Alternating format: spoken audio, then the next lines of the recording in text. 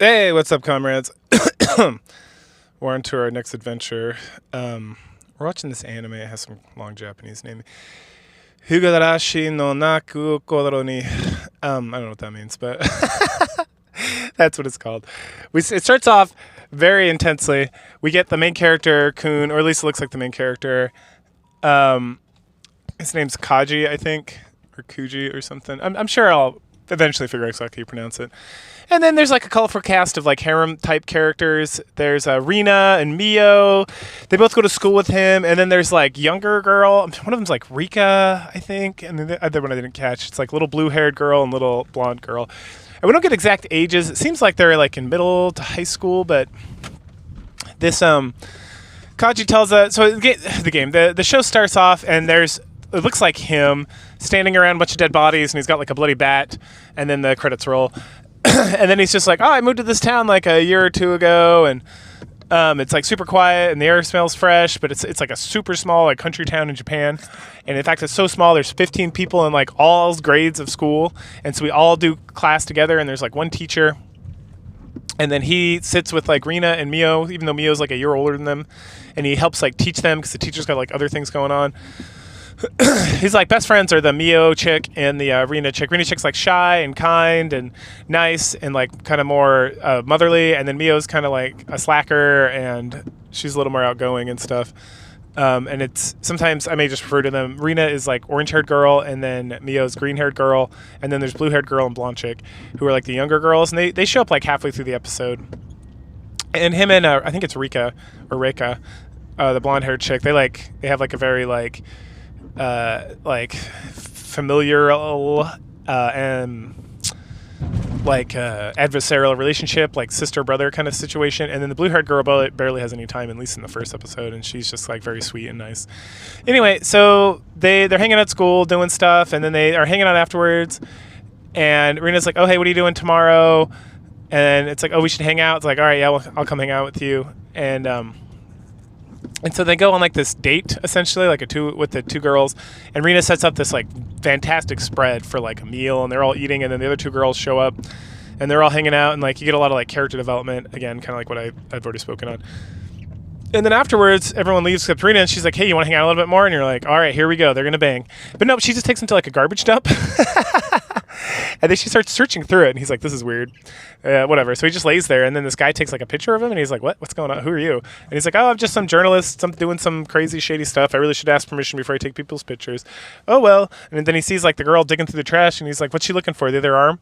And he's like, what are you talking about? And he's like, from the murder that took place like 2 years ago or whatever. And he's like, what? And the guy's like, well, gotta go. And he runs off. Then Rena's like, oh, man, I was so excited. I found like this Keepy doll or whatever, which is apparently like the Colonel Sanders in front of the KFC, like was thrown in this dumpster, and she was trying to get it out, but it's buried. So she's like, oh, it's so cute. I want it so bad. And he's like, well, hey, I'll come with you tomorrow and we can dig it up together. And she's like, yay.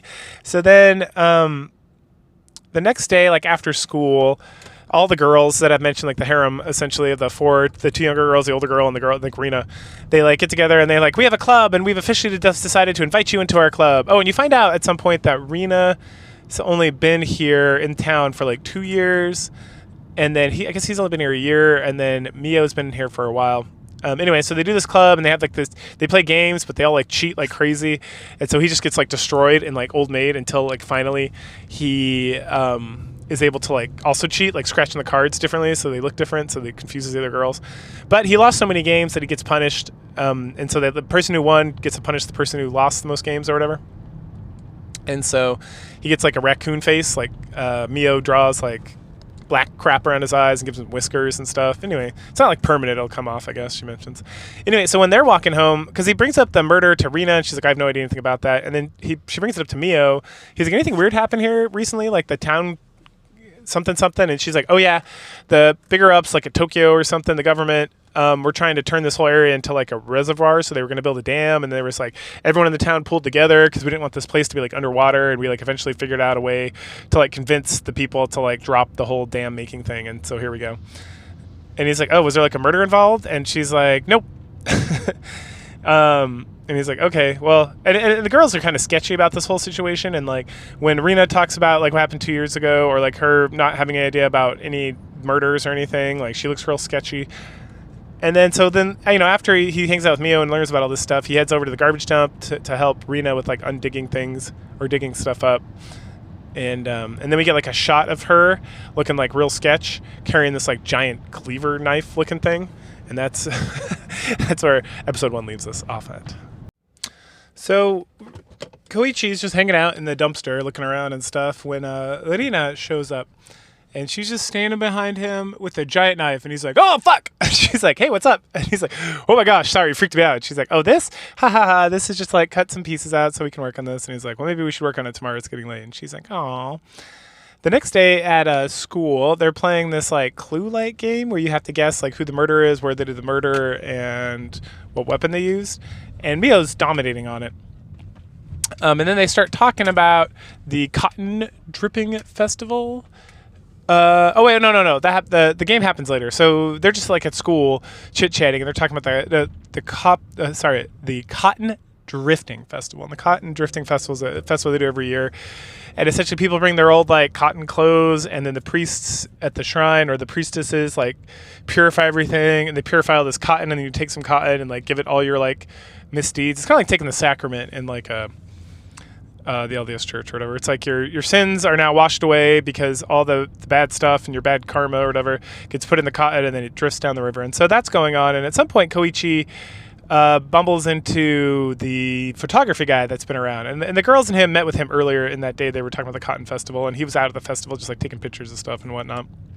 And he's talking to this like blonde woman who introduces herself, and they start talking about the murder and everything that took place. And earlier in the episode as well, Koichi was reading like a newspaper he found in the trash that talked about the guy who got his like limbs destroyed or whatever. And then the journalist guy tells Koichi that, oh yeah, every year during, like that wasn't the only murder, like every year during the cotton drifting festival someone dies for like the last 4 years. And then he goes over it and he's like, oh yeah, there was that guy, and then his wife like disappeared, and then there was like a priest, and then like this other guy died, and his wife like committed, or the priest's wife committed suicide, and then whatever, it's not important, but there's like 4 different, every year there's been like a murder, and then like 2 murders or suicide or some other bad stuff or disappearance or whatever. So then the next day after the festival, everyone's just kind of hanging out, chit-chatting. Koichi, let's see. Okay. So, and then after school that day, they're playing this game, right? And at some point, like Mio wins one round of the game, and Koichi's like, I gotta go pee. So he heads off to the bathroom, and then his classroom teacher's like, oh, hey, there's a gentleman here who wants to see you. And this is Zoichi, not to be confused with Koichi. Right. And so Zoichi is a police detective from the precinct, the town over or something. Or I think he covers this town, but he's like headquartered somewhere else. Anyway, they have a conversation, and what Koichi learns is that because they start talking about like the demon or whatever, and he learns more about all the people that have been killed, and how Koichi was like the last one to see the journalist guy, and now he's dead. And then the blonde lady they was with, she's missing. And he's like, oh man. And he's like, hey man, here's my card. If anything happens, give me a ring. Oh yeah, don't tell your little friends about it too. They're sketchy as fuck, which is true. And he's like, okie dokie. Anyway, he goes back to the game, whatnot. And then the girl, the Mio, at some point while they're playing this game, is like, oh, I gotta go. I gotta help my uncle with something. So they leave, and they can't play the game, so everyone else leaves. And then Rena and Koichi are just like hanging out, cleaning up, and then they're walking home. And then at some point, Koichi's looking at like the cards, and there's a name there, like Saitashi or something. And then he asks Rena about it. He's like, hey, do you know Saitashi? And she's like, oh, yeah, he was here before I got here. I don't know anything else about him. And then Koichi's kind of thinking about it, and it's like, okay, whatever. And then on the way out of there, as he's heading home, they have a conversation, and he's like, hey, you guys like, yeah, I feel like you guys are lying to me about stuff. And then she turns on him and is like, you're lying to us. And he's like, what? No, I'm not. And she's like, yeah, you are. You said you were going to the bathroom, and then you had to go talk to the teacher, but you didn't. You were sitting in a car talking to some guy. Who's that guy? And he's like, I don't know, just some guy. He was just, and he's like, why were you talking to some guy then? Like, what did he want? And then she calls him like a liar, like in a very like tsundere way, like, you're a liar. And he's like, ugh. And he's like, all right, okay, whatever. Agree to disagree. Then he's at home, and he's just like thinking about all this stuff, and then he gets a call, and it's from the police officer. So I guess he like reached out to him, and now he's getting a call back. And while that day, the night before he couldn't sleep, and then so he's kind of like crashed out at his chair and he's listening to Mio and Rina talk about being spirited away and like the monster of the town, which is like Arashi or something. And so he asked the guy about Arashi and the spirited away, and he's like, yeah, spirited away, it means exactly what you think it is. It's like a demon. Like this town, the name of this town means like demon something. And he's like, what? Like he's gonna drag you to hell? And it's like, not that kind of demon, the kind of demon that comes down from the mountain and eats people. It's like, what? And it's like, yeah. So something that hasn't really gotten out, this is like a secret, is that there's always a murder, like someone dies and then someone disappears. And he's like, well, what about the suicide? It's like, we found a suicide note, but we never found a body. What about this? Oh, the woman here, she died, but then her son went missing. And it's like, the name of the son was Saitoshi. And then coach is like, wait, that's the guy in the class that I took over. I took a seat and now I'm in this club with these girls. And he's like, what the fuck? And so they have a whole conversation about that. And then he finishes up and his dad knocks on the door. Or his dad knocks on the door as he's like wrapping up his conversation. He's like, let me in, my hands are full. And Koichi's like, oh, okay. Yeah, man, I'll call you later if anything else comes up. Thanks. And he goes and just opens the door for his dad. And his dad's got some like honeyed tea. And he's like, what's this for? Why do you have two of them? And he's like, oh, it's for you and Rina. And he's like, Rina? It's like, yeah, she was here. Wasn't she in your room with you? It's okay. Don't be embarrassed. I understand you kids are kids and you're going to do kid stuff. And then Koichi's like, fuck. She was just standing outside the door listening to me have this conversation with Zoisha the whole time. Like, that crazy bitch. So Koji decides that he's not going to go to school the next day because he's not feeling well. And obviously he wants to avoid these crazy chicks that are trying to kill him or whatnot. Well, he goes to the doctor. The guy's like, yeah, you got a cold. You don't have to go to school today, yada, yada. And then he overhears some old ladies talking about, I think it's like Tanaka or Takaya or whatever, which is the woman that disappeared. And they think that she might have eloped and ran off with the news guy. And then he gets a call later from the police officer guy. Oh, no. So then the police officer guy picks him up from the clinic as he's walking home and is like, let's go get lunch. They go to lunch and they start talking about all the deaths and everything. And he kind of lays out that those 4 girls that he hangs out with, that they're all connected to the people who died and disappeared. Like there's like daughters and then adopted. They're like a daughter, adopted daughter, a brother, or I mean a sister. So there's like relations. So it's all connected together. And then so that freaks out Koichi even more. Later that evening, he's just hanging out, and then Mio and Riona show up, and they're like, hey, we got rice balls for you or something. I made one, but then Mio's grandma made the rest of them, tee-hee-hee, and they're like, oh, you better be at school tomorrow, like with their crazy looks and whatever, and he's like, okay, yeah, see you tomorrow, bye. And then he goes to like eat the rice balls, and the first one he eats has like a needle in it. He's like, what the... so then he throws him against the wall, like gets rid of him, and he's like, jeez. And so then he doesn't sleep throughout the night. In fact, he writes a little note talking about that someone's trying to kill him and whatever, and hides it in his clock at the house in his room. And then he gets up super early, walks to school, and then while he's walking to school, a van almost hits him and like tries to kill him. And then he hears somebody shouting. He's like, jeez. So then he gets to school and he finds a bat. He's like, I'm going to carry this thing around with me wherever I go. And he's like cleaning himself up and wearing his gym clothes, when the younger of the 2 girls walk up and they're like, oh, what happened to you? And he's like, oh, nothing. Like, what's with that bat? It's like, well, I'm practicing my swings. I need to protect myself and whatnot. And then the blonde chick is like, it's flustered and like runs off. And then the other girl's like, that's good. You should keep that bat with you at all times, just in case. And he's like, okie dokie. Then school goes by, and at the end of school, they're about to have like their little club meeting, and he's just like, bye. And so he just leaves and walks off on his own because obviously these crazy ladies are trying to kill him or whatnot. On his way back home, he notices that Rina is following him, and he like yells at her, and then he's like, don't follow me. And she's like, I'm going home. That's the direction of my house. And he's like, whatever, go ahead of me. And so she starts walking ahead, and then she's like, why are you doing that? Why are you acting like Satoshi? Satoshi's the previous guy who disappeared. And he's like, what do you mean? It's like, the bat's Satoshi's bat, and he used to do the same thing that Koji's doing now, where he's like practicing with the bat and walking around with the bat all the time and not walking home with anybody anymore. And then she gets like her crazy eyes and is like, rrr, rrr. Oh, we also find out that at her previous school, so Rina, even though she's like a recent transfer, that her family grew up here, and that her previous school, she took a bat and like smashed all the windows in the whole school and then had to get like drugs and had to go to like a neuropsychologist and all this crazy stuff. Anyway. And so essentially she threatens him again. And so then he gets home and he's just like chilling when he gets a call from his mom, and his mom and dad are in Tokyo because of like a work thing. So he's all by himself here. And so then he locks all the doors and turns the TV on and turns all the lights on to make sure nothing crazy happens. And then he gets a call, and it's a call from the police guy again. And he starts telling him, like, oh, they tried to use a needle against me, and this car tried to hit me. And the police officer's like, did you get a license plate? Do you have the needle? And he's like, no. And he's like, well, next time, make sure you pay attention to that stuff so we can get some evidence and make sure that you're okay, that we can kind of track this back to these ladies or whatever else is going on. And then someone starts just like ringing the doorbell like crazy. And that ends episode 3. Of course, the person ringing the bell is Rena. She's ring, ring, ring, ring, ring. He goes and opens the door, and she's like, I brought you food. And he's like, I don't eat food. My mom made a bunch of food. And then she starts saying a lot of crazy shit, like about how he's just going to eat noodles and how he bought them at this time at this store and yada, yada, yada.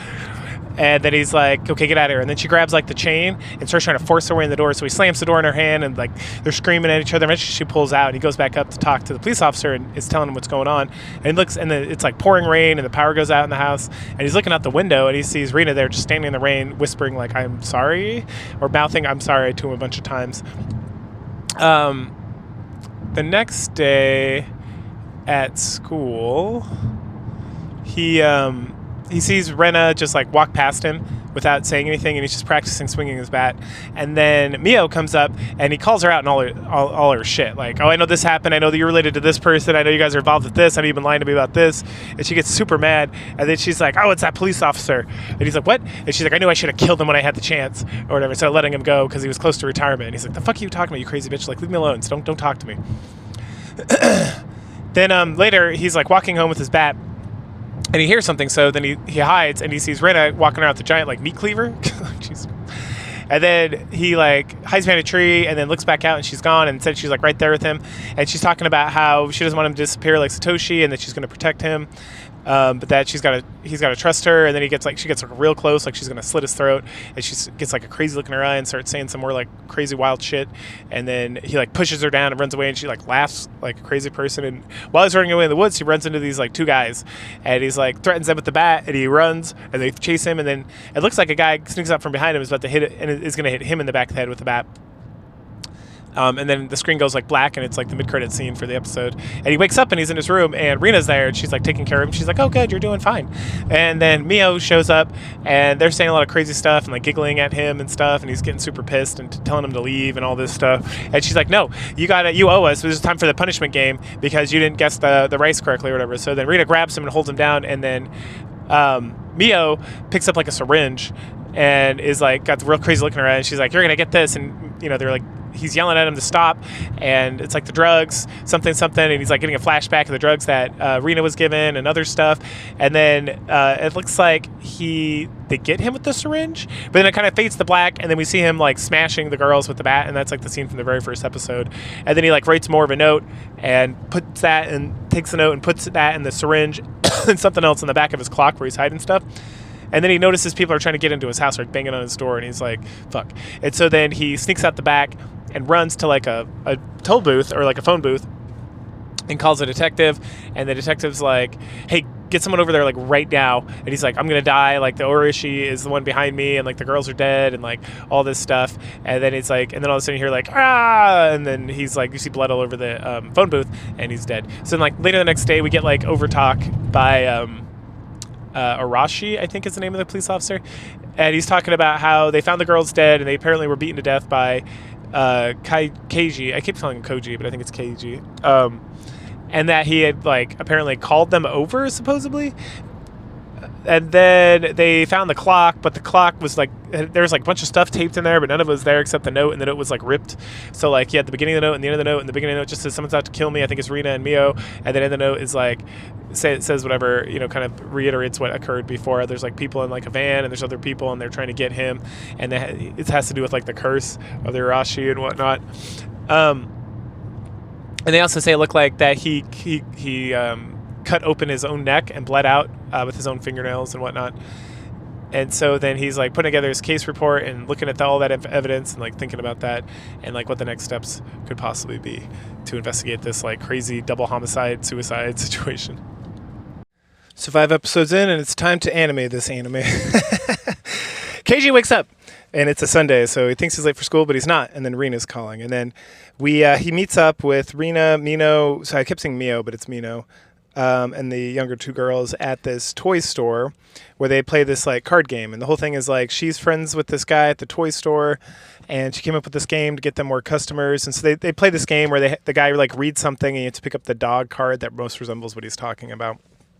Anyway, Keiji's doing terribly, and then he like teams up with two of the guys, these two younger guys who have crushes on the younger girls, and then he's able to like catch up and tie with Mion, and then she's like, oh shoot, I gotta go to work, and so she runs off, and he's like, whatever, and then he gets like a creepy doll as a present, and Rina's like, that's so cute, and so he gives it to him, or he gives it to her. Then he's like, all right guys, let's go eat, and everyone's got like excuses why they can't, so he just goes to that cafe that he went to with the police officer in like episode 2 or 3.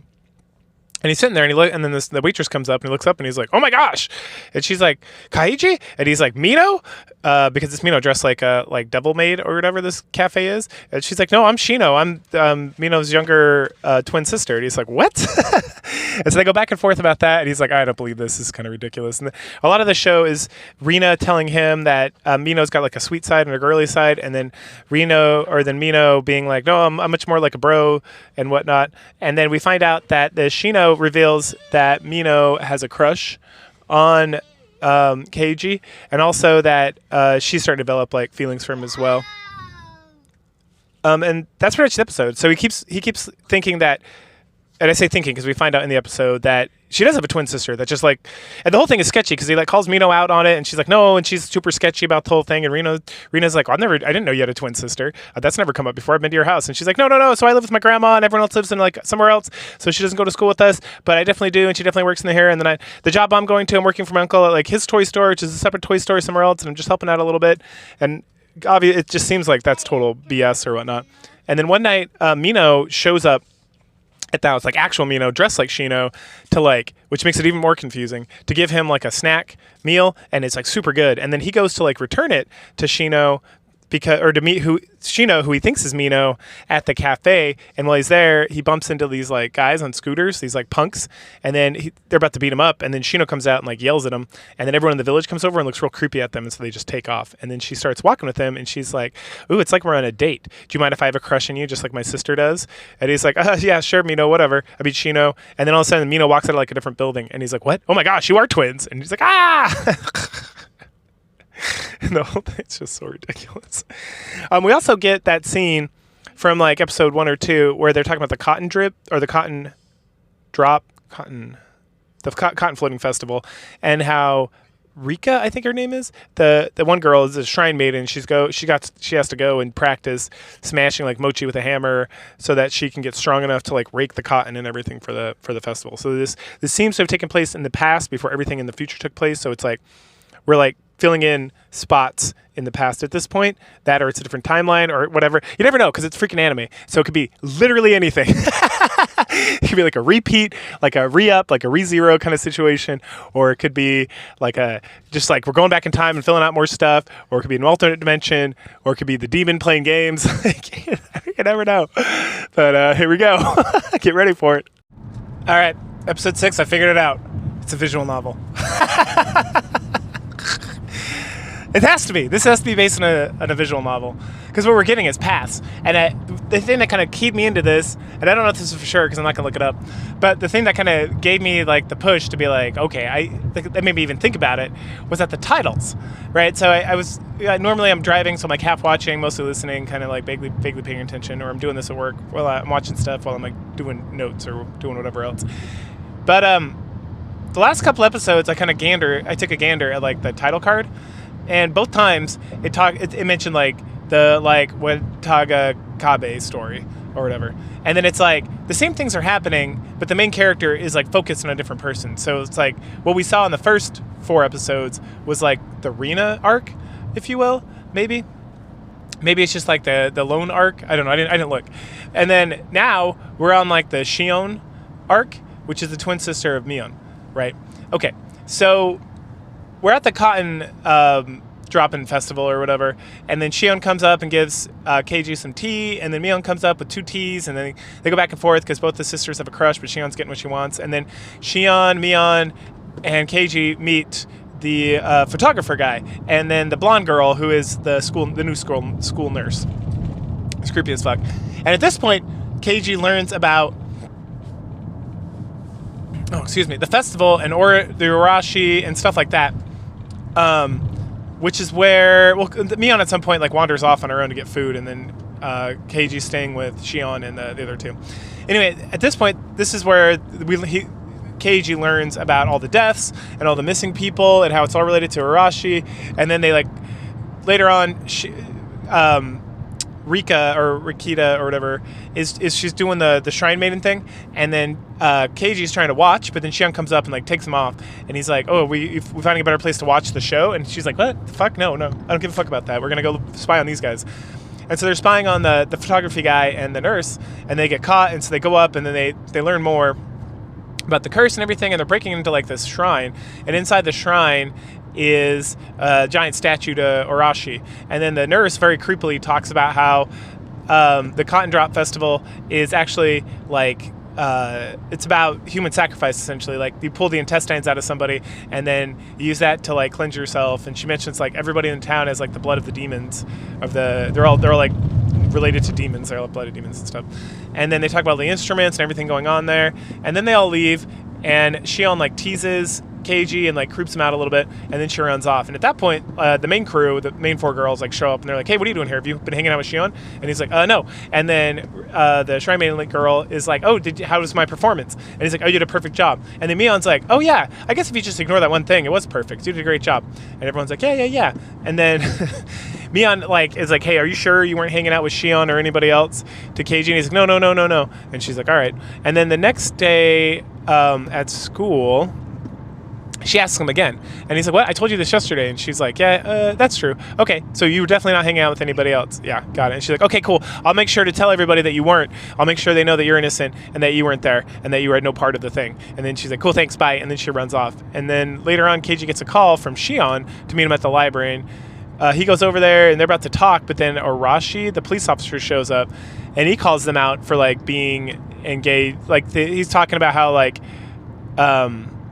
or I think Shion tells him that the photography guy and the lady are like missing, or Urashi does. And some police officer comes up and whispers to him, and he's like, "I saw you four at the Stone Steps last night or after the festival, so hope you're gonna be okay." And then he like wanders off, and then later Shion calls Keiji, and then they start talking about how the people are missing and how they were both found dead, right? And that normally that's not how the Urashi goes. Normally it's like when someone dies, someone else is missing, but because 4 people went into the shrine, like there's 2 people dead, so 2 people are going to be missing. And then Keiji like freaks out and blames it all on her and just talks about, "I didn't want to go, you like forced me in there, and like you need to make this right, and like I don't know what's going on," and yada yada yada. And that wraps up episode 6.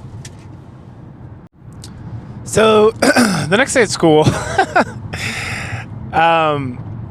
Keiji is he's a little upset, looks a little pale, and went out thinking about how he's going to probably disappear and everything that's going on and whatnot.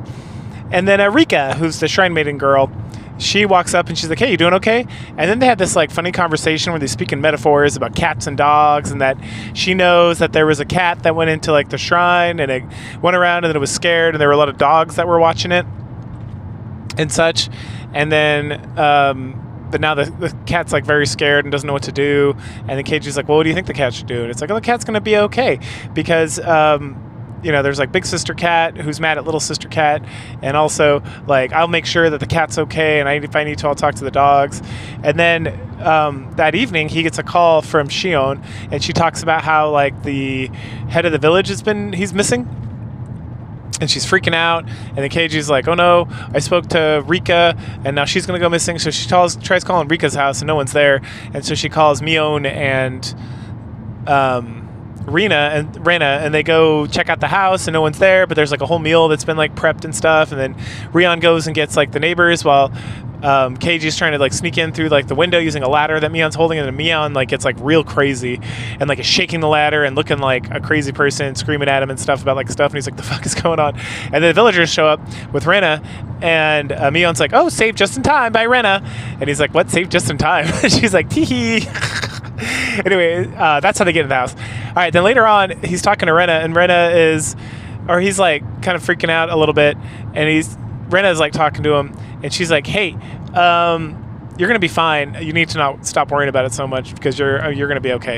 And he's like, "What do you mean? How do you know?" And she's like, "Oh, I know a lot of things, But, oh, that's right.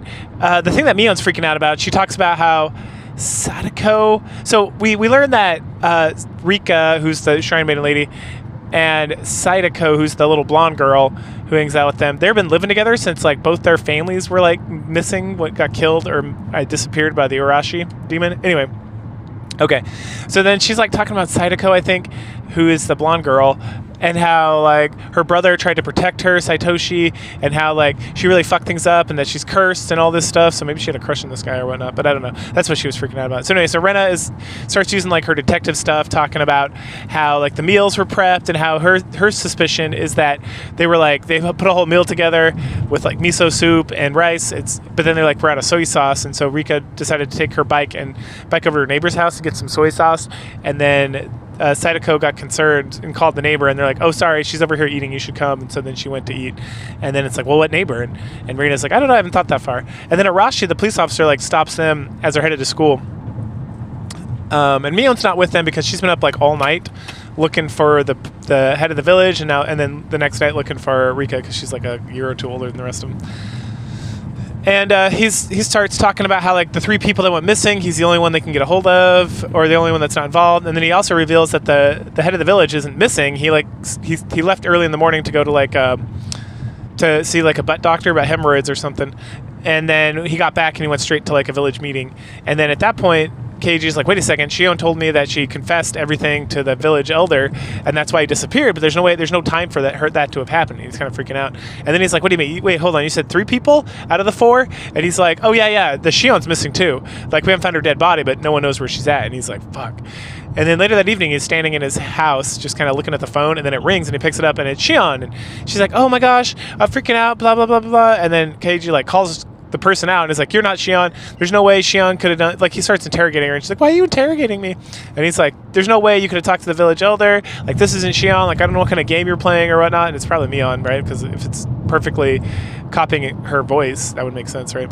Anyway, and then the voice on their lines just starts laughing, and it's like, what are you doing? What are you doing? Like, why are you doing this? And it's like, ah, and that's episode 7. So Rina and Keiji meet up to discuss the whole situation. So they, what they need to do is find. First of all, Keiji's like, I'm not going to school today. I'm going to see if I can help find Shion and the other people and whatnot. And Rina comes and talks to him a little bit, and she's like, oh, by the way, here's some stuff. I think like schoolwork or something. Anyway, in that pile of stuff, he finds a letter that was given to Rika that says, from Mion, saying, oh, you should come to my house and get some soy sauce. It's the best soy sauce in, like, the whole world. It's my family's special soy sauce. And then he's like, oh, shoot, Mion's, like, involved with this whole thing, right? Which, obviously, this is, like, her arc, I guess, in this visual novel. Or the Mion arc plus. It gets crazy. So they go over to Mion, and the police are already investigating her and, like, surrounding the thing, but they can't get a warrant to go in there and get her. And so then Rian calls out Arashi, who's the officer, for using Keiji to go in and get Mion and look around, and even though he could die, because she doesn't care. He doesn't care about him at all. And so she takes off, and then Keiji heads off, and then Rian shows him, like, the secret way to get into, like, the back of their house, where there's Mion dressed in, like, not a kimono, in a gi, which is like a karate outfit.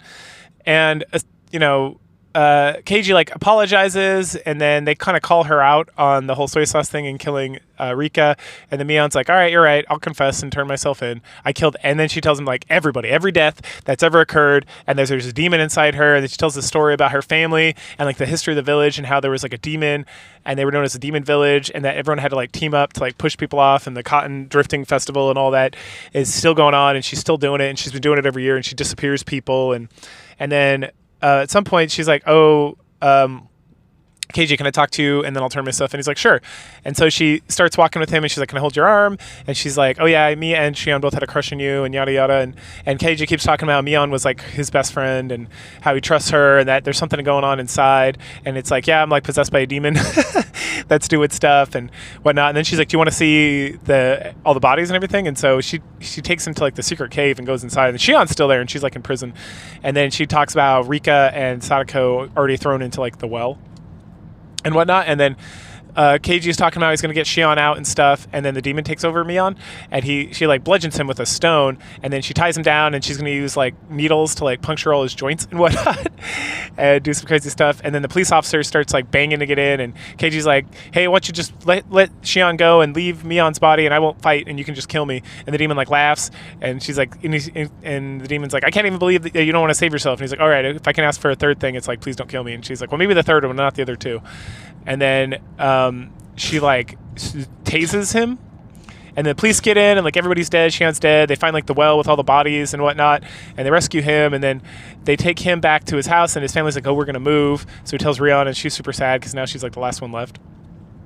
And then late at night, he hears like, oh, and Mion's like, "Hey, dude, you got to avoid me." And she's in like the run this whole time. And then one night, Keiji's laying there, or like the next night, and then he hears like pebbles on his window, and it's Mion. So of course he goes out because he's an idiot. And she stabs him in the gut. And then she like throws herself from like a apartment building, and so the police find her and take her to like the hospital morgue. And the police officer comes to visit him, and he tells him like some crazy stuff. He says, "Oh, hey, so at the Cotton Dripping Festival, that wasn't Mion you guys were talking about when you snuck into the thing. That was Shion, but the other girl was somebody else because they found Mion like she was burned to death like the day prior, like somewhere else. So like there's like a third, there's like a triplets or like what?" And then he's like, "What?" And then and the cop's like, "Yeah, there's a lot of crazy stuff. There's like more dead bodies than like people or some crazy thing." And then Keiji's like, "What in the world is happening?" And then Mion like pokes, or the demon Mion or whatever this third person is, pokes their head out from behind the bed and is like, "Ooh," and then she's all bloody and stuff. So this is the one who like jumped off the building. Apparently they're still alive.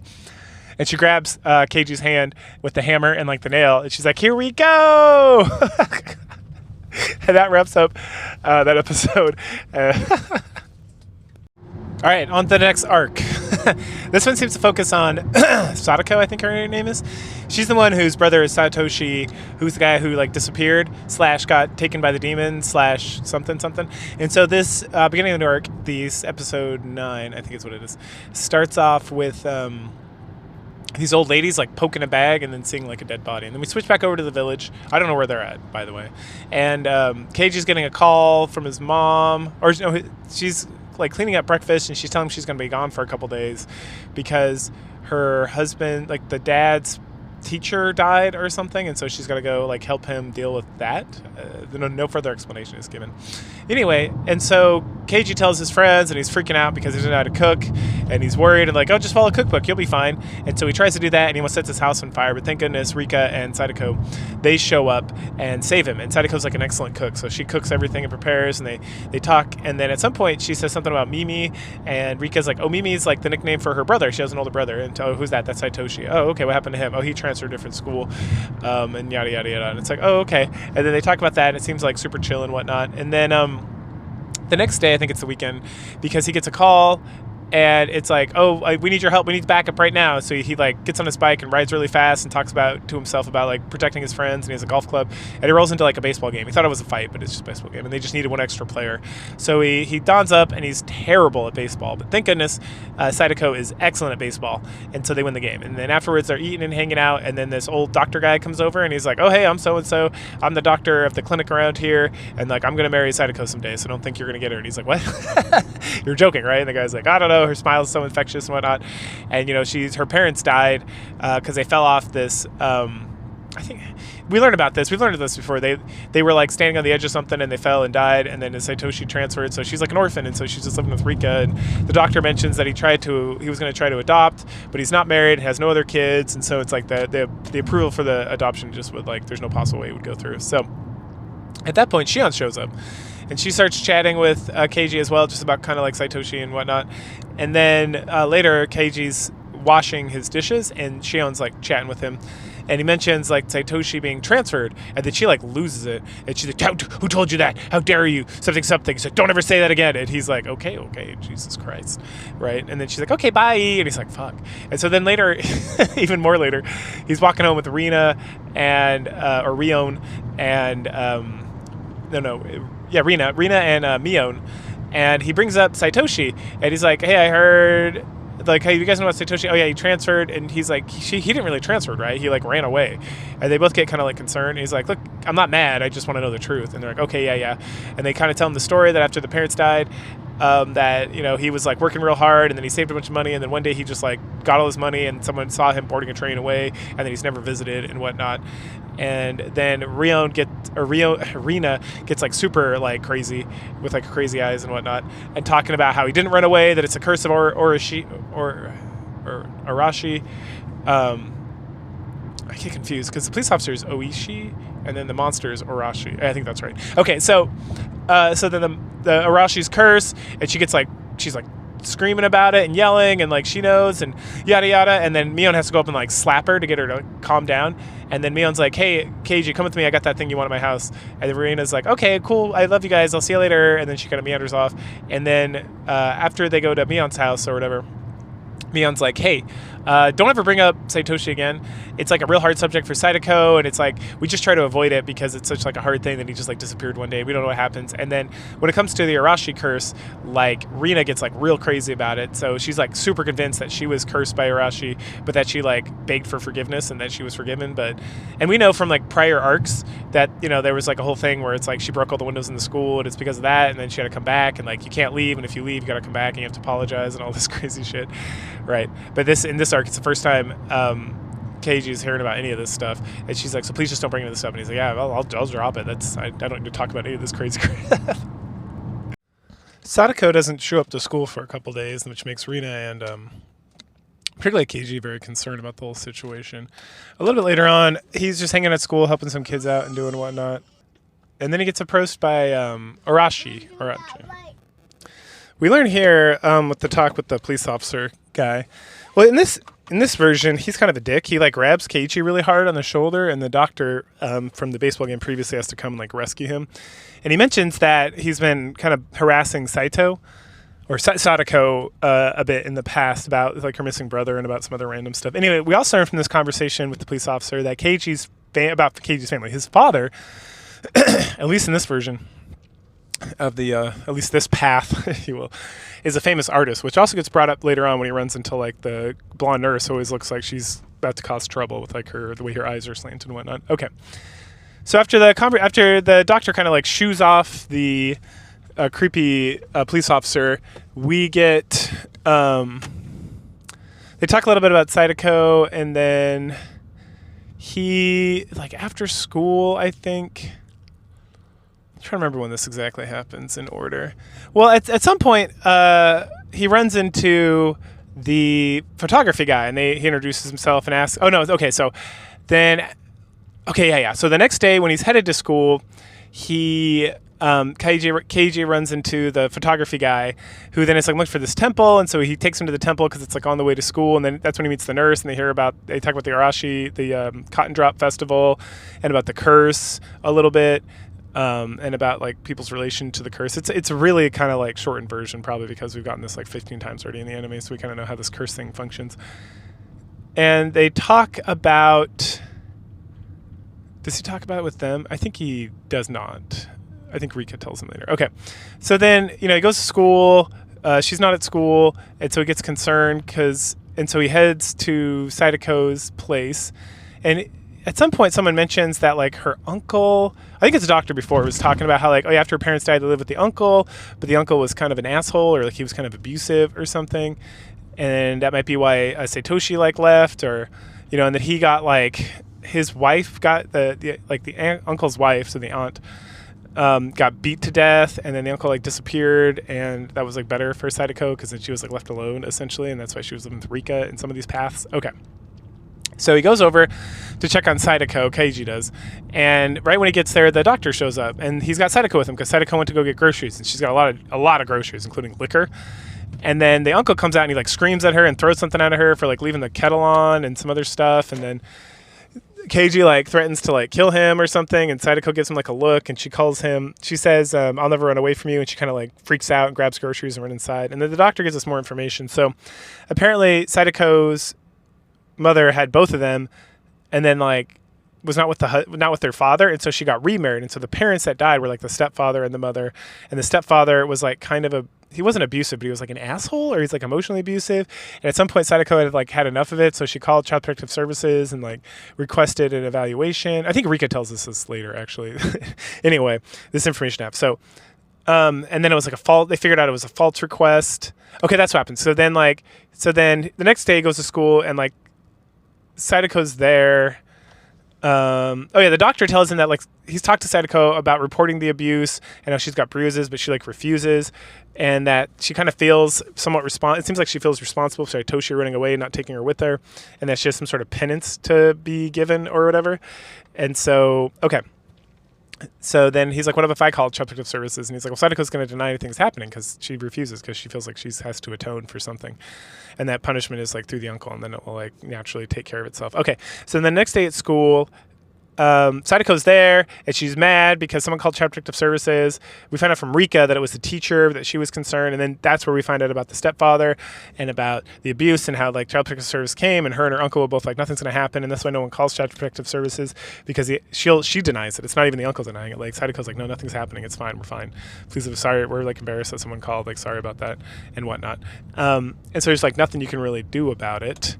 And so then Keiji kind of gets desperate, and he's like, hey, Mion, can I come over to your place and like borrow some of your manga after school? And she's like, sure. So they go over there, and he's like begging her to use her like Yakuza connections with like the Arashi curse to cause like the curse to affect the uncle, so that Sadako can be free from that, because Sadako is like, he's got Stockholm syndrome or whatever, right? And then Mion gets kind of like really offended, and she's like, we're not murderers, and like I'm only a daughter, like I'm not in charge of like this whole operation, which is totally different from her path, or her / Shion's path.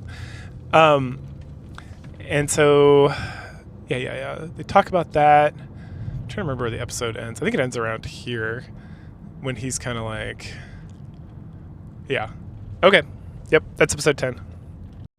Oh, I did forget. There's one more thing that occurs. So they're at school the next day, and they're eating like lunch or whatever, and then Keiji pats Sadako on the head, and then she like totally freaks out because she has like a flashback of like her brother doing the same thing, and then she starts being like, no, I can't, and then she starts shaking and she vomits, and then she's like hitting the wall being like, no, and then so the teacher puts her in like the nurse's office to like rest, and she finally like has calmed down, and she tells Keiji and Mino that she probably had a panic attack, and that she's feeling better, so she'll be okay.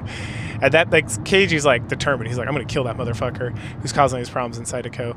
And he has some sort of like, oh, not yet. Okay, so then he's talking to his mom about like murder mysteries, and how like the structure of a story, and how there's no perfect crime in a murder mystery, because it'd be a boring story, because a perfect crime is one that never gets suspected of even being committed in the first place, right? Which is like, there you go. That's like that's like the whole series summed up, I guess.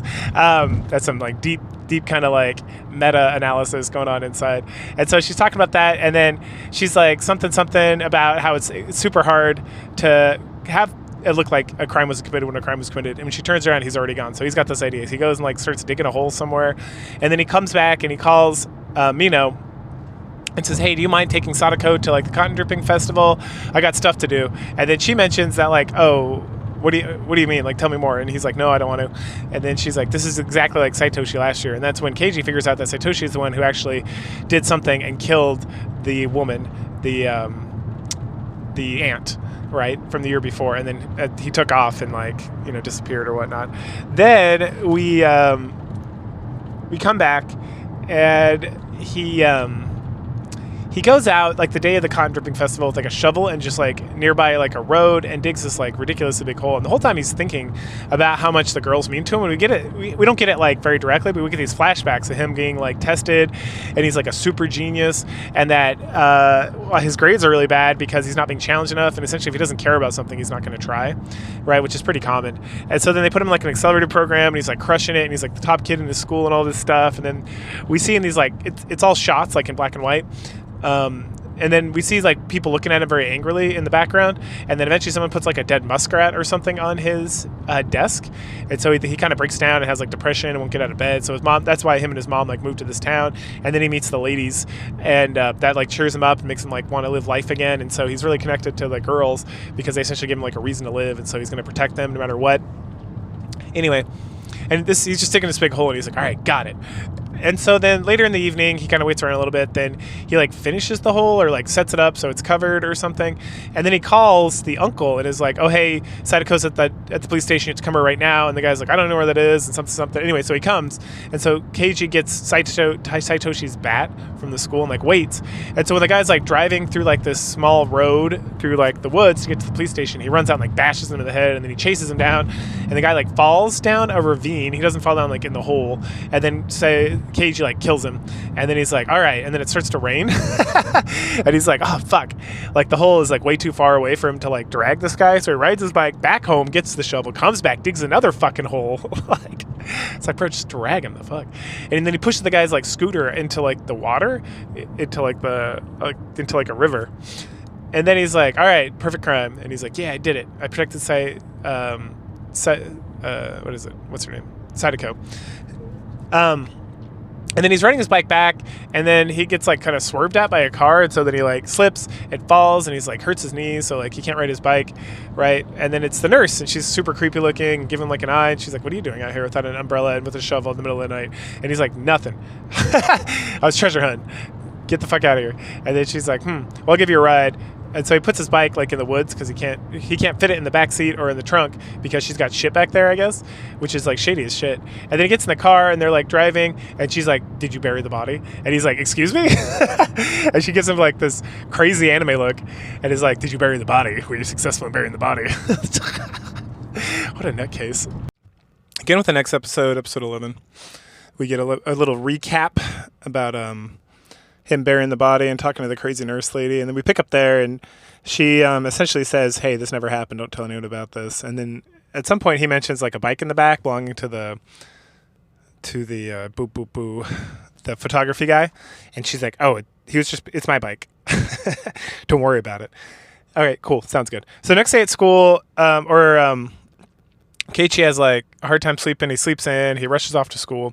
When he gets there, Sadako's being very quiet, not talking to anybody. Everyone else is being super chill, except they're being kind of crazy. They're all saying that he was at the festival all night. They're talking about how he was at the festival. He keeps getting confused, and they keep being like, no, you did this, and you did this, and you won me this prize. And they're like, yeah, that all happened for sure. And so it seems like they're kind of covering for him because obviously they are prescient, and they know everything that happens all the time, like some crazy people. Anyway, so he starts to get kind of weirded out by the whole thing. At some point, he goes up to Sadako and asks her to stick around for the club. She freaks out. She says her uncle was like yelling and hitting her and all this crazy stuff the night before. And then he like really freaks out because like he should be gone. And so at that point, Mion and Rina are like, hey, come with us. We're going to go treasure hunting over at the dumpster or whatever. And he's like, yeah, for sure. And then he tells Rina later that he's not going to do that. He's got other stuff to do. And he's like not feeling good, or he's making a bunch of excuses, and she's like, you better go to the doctor. And she gets like her crazy eyes and is like, you better bring me a receipt too and let me know for sure, because I'll find out if you don't. And he's like, okay, I'll do it. So he goes to the office, he sees the doctor there, and then he has a conversation with the doctor about what happened. And essentially he finally breaks down and says he killed the uncle.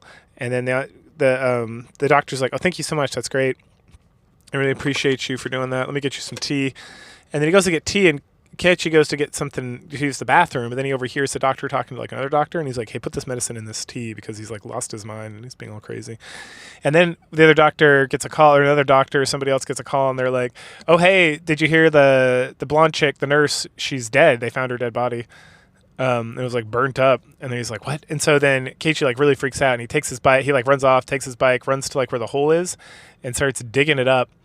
And it starts raining again, and then all of a sudden he gets some like dirt kicked in his face, and it's Oichi, the police officer, with like two cronies, and they're like, go ahead, keep digging. And he's like, what, you can't make me something, what are you, I'm just digging because I like digging. And they're like, whatever, keep digging. And then they like kick some more dirt in his face, and then he tries to like get out, but then like the cop like pushes him back in, is like, you better fucking dig.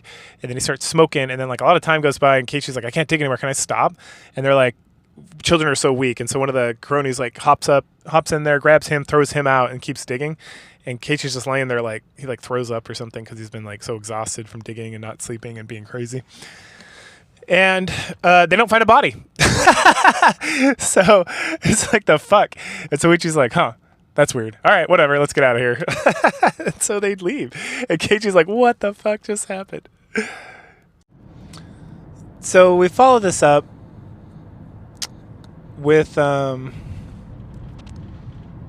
the next morning, KG wakes up and he's like very concerned. He's thinking about everything, and he's like, you know what? I'm gonna kill this motherfucking uncle, no matter what.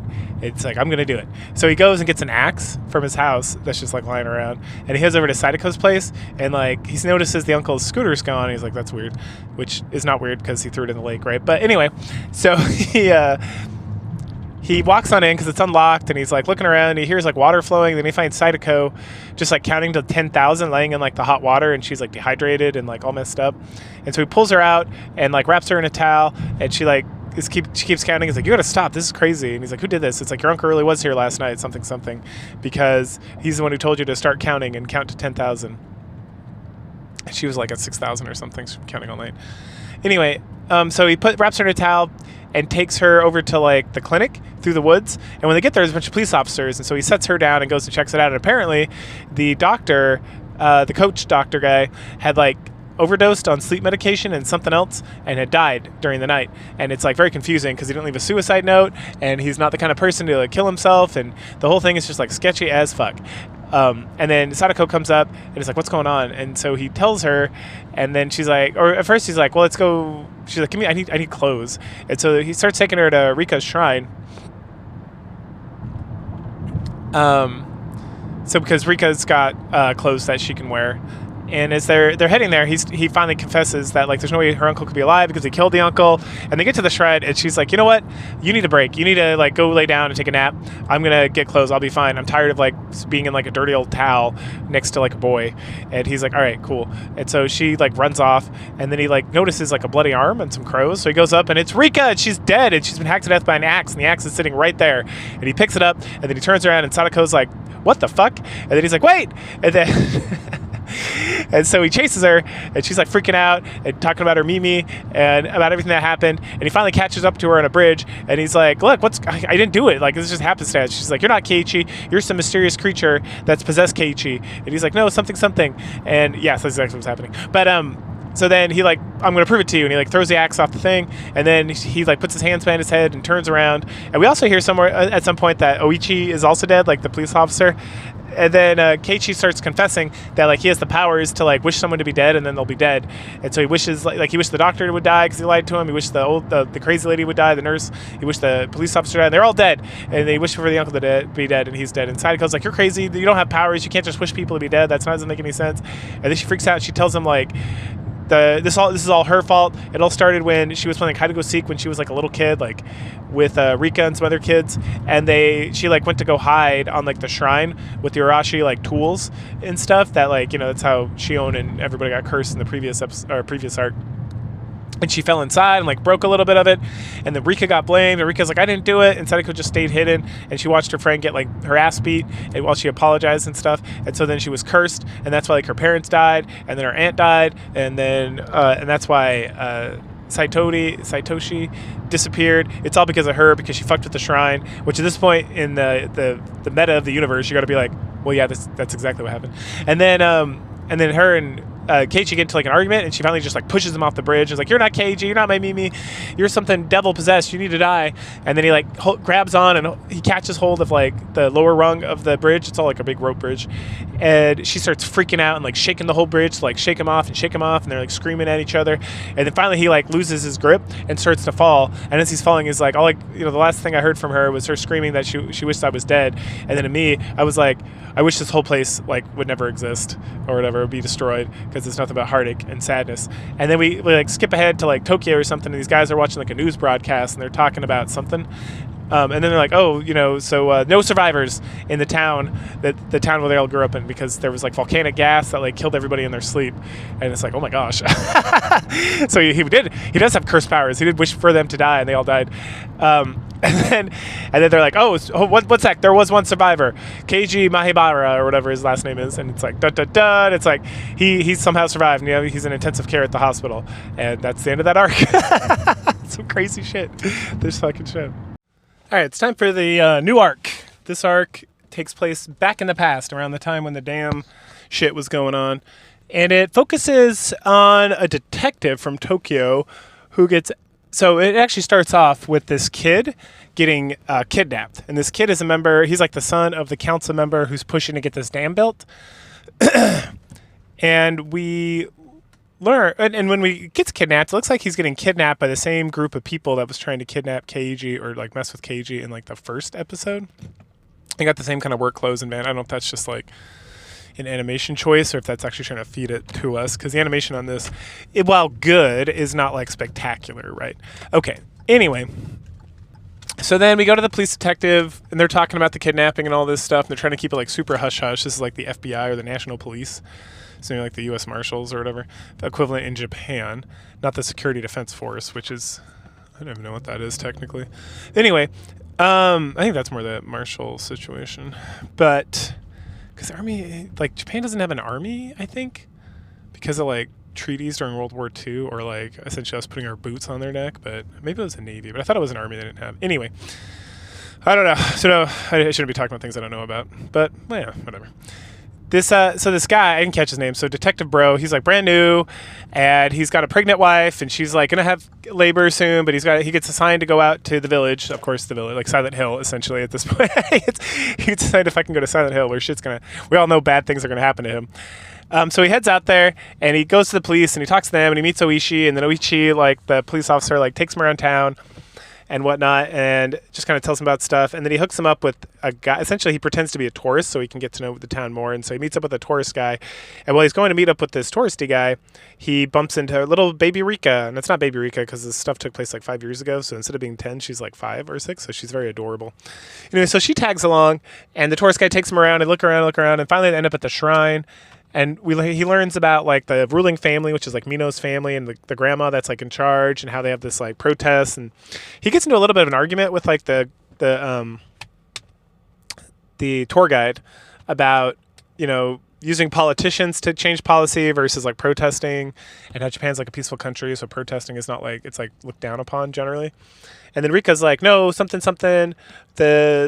dam or whatever. And then she's like, come on, I'll show you the roof. And so she takes him up to like the roof of the shrine so you can see the beautiful view and everything. And then she runs ahead, and then she turns around, and clearly this arc, she is the one possessed by the demon. And so then the demon speaks, and it's like, hey, if you leave, like, you need to leave right now. This is your only warning. And if you leave, nothing bad will happen to you. But if you don't, like, dun. And then he's like, you're not Rika. What are you? And then Rika like passes out, and then she wakes up. She's like, Mima or Mipa or whatever she keeps saying, like her cute little catchphrase in this episode. A bit later, Oichi takes the detective to meet with somebody else. The video was really dark, so I couldn't really see who it was. But he doesn't know that the guy is like from the police force or whatever, the Tokyo police force, or like this national police force, it seems. Because this guy was like in a meeting with all the heads of the family, which includes like Rika's family and another family, and then Mino and Shion's family. Or Mion Shion's family, and they're talking, and then like he reveals from this meeting to the police guy that he and at some point they bring up that Oichi is wearing like a bulletproof vest because these people are like real crazy and dangerous, and he had to like protect himself. Anyway, so he reveals that they know about the kidnapping of the child, which is supposed to be super duper secret. Like, not even the chairman's like not telling anybody. Like the secret police like barely found out about it just because of their own intel and sneaking around spying on politicians essentially. And then she makes some comment in this meeting about like making sure the kid stays alive, and like she compares like the town to their mother, and like the kidnapping of the grandchild is like close to like the damage done to the mother by like these assholes trying to create this dam and whatnot. And then they talk about some more stuff, and then someone comes in and is like, oh, there's a secret police person here, and that gets Rika's attention. And she's like, a newbie? And they're like, yeah. And he's like, ooh, a newbie, that's so fun, blah, blah, blah. And they're like, should we do anything about him? And the old lady is in charge, is like, whatever. Don't worry about him. If he causes problems, you know what to do, but we don't need to do anything yet. Like, there's no reason to like stir the pot if it's just going to be fine or whatnot. And then the next day, the main character, Kun, here, the detective, is meeting with Oichi, and he's like, hey, I got this thing, and he hands him all this stuff, and he's like, where'd you get this from? And he's like, this other deserted village. And he's like, will you take me there? And he's like, sure. So Oichi then puts on a bulletproof vest, and the young detective's like, is that really necessary? And he's like, you bet. If you want one, I'll get you one too. And he's like, excuse me. So the stuff they found belongs to the kid that got kidnapped. And so I didn't realize that till the next episode, which is now episode 15. Okay, so they head over there, and then we get some shots of the kid just hanging out, and he looks real sick. And so then the kidnappers like have called the doctor we all know and love from like the previous arc, And then, so he comes out, he checks him out. The kid got like a scar from like a car accident, which everything in this show is important. I'm starting to discover. And they don't really go to the depths about this scar or this car accident or anything, but I feel like it'll come up again later because thus far everything has kind of come up later. Okay. So we, at that point, the doctor comes, does his thing, and then we switch over to the detectives, like Oichi and the new detective, and they roll up and they run into the doctor, and he's like, "What are you doing?" And he's like, "Hey, I went to help some kid over here, but it's like the whole thing's very sketchy." And so the detectives are like, "Okay, cool." So they roll up, and the kidnappers are like, "Oh shoot, it's the cops! Take the kid, go out the back door, and I'll handle this." And so then the guy knocks on the door, or opens the door, and it's Oichi, and they start fighting. And then we go to the detective. So the other guy's carrying the kid and running away through the woods, and the other guy stops him. And so they kind of wrestle around, and then at some point the guy comes up who was fighting Oichi, and he shoots the young detective in the shoulder, and he's like, "Oh fuck!" And it's like, "Aha! I beat the shit out of that old man. What are you gonna do about it?" And it's like, "You better just fucking walk away." And then the rookie detective is thinking about his wife, and he's like, "All right, I give up." And so then Oichi jumps that guy and wrestles around, and then they get the guns from those guys, and they hold the guns up, and then the two kidnappers like run away, and the young detective's like, "You're just gonna let him go?" And Oichi's like, "Man, I'm like 3 weeks from like pension.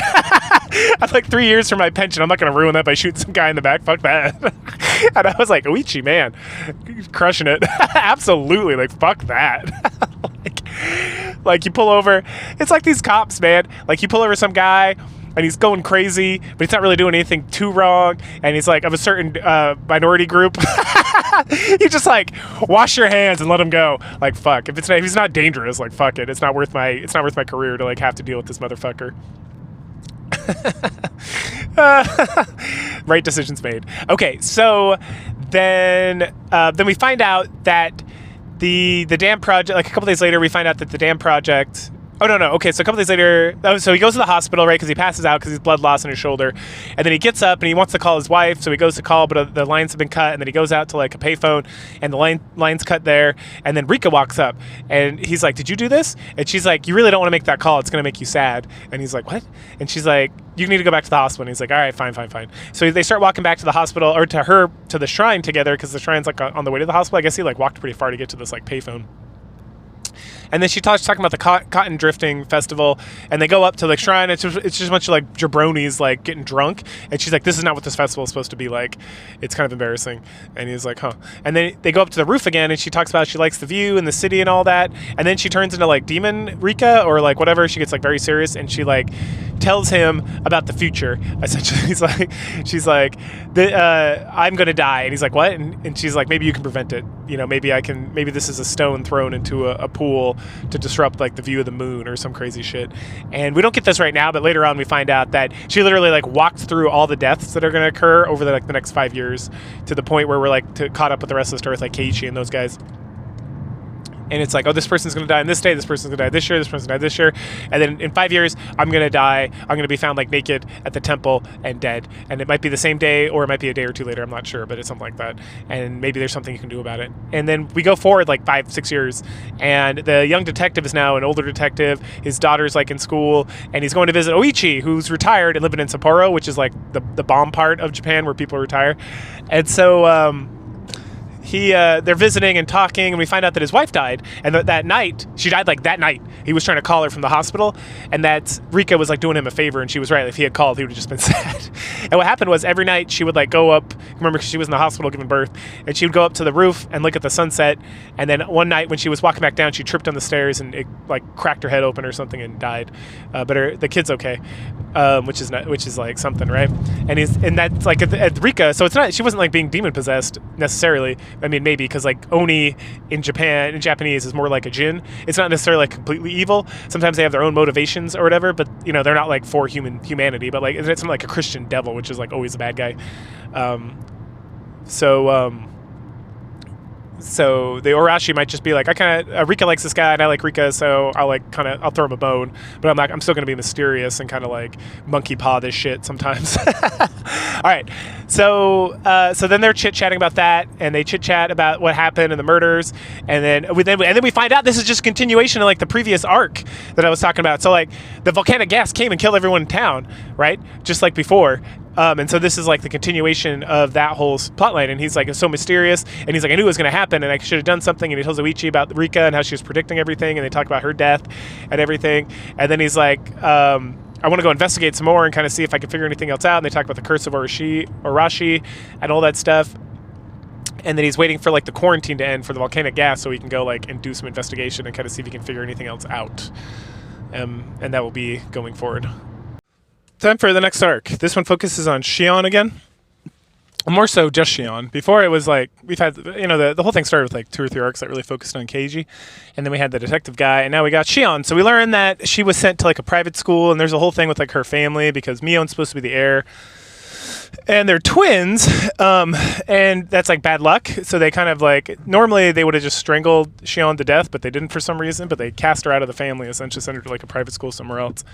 At some point, she gets some goon in like the organization to come like rescue her. She escapes from the school, and then comes and starts living. And she contacts Mion, and they have like a great relationship. So then Mion will periodically like disappear and allows Shion to like get out and do stuff at pretending to be her to kind of keep it a secret. But eventually that comes forward, and Grandmama's like super pissed and wants her like right now brought to her so she can take care of this troublesome young girl. The episode actually starts, and we see the grandma looks like she's dead or asleep. I'm thinking dead. And we see, it looks like Shion dragging Mion into a room, but it could be the opposite, right? Because they're twins, so it could be like one of those things where it's like, oh, it looks like Shion lost it and is dragging Mion over here. But in reality, it's the other way around. Anyway, once Grandma finds out that Shion's around, she's like, whoops, gotta go. Oh, and before this, we get like the conversation about the Arashi curse and all that stuff going on. From like the uncle who owns a bunch of like store places where that she can work at, like the maid cafe and the toy store and whatnot.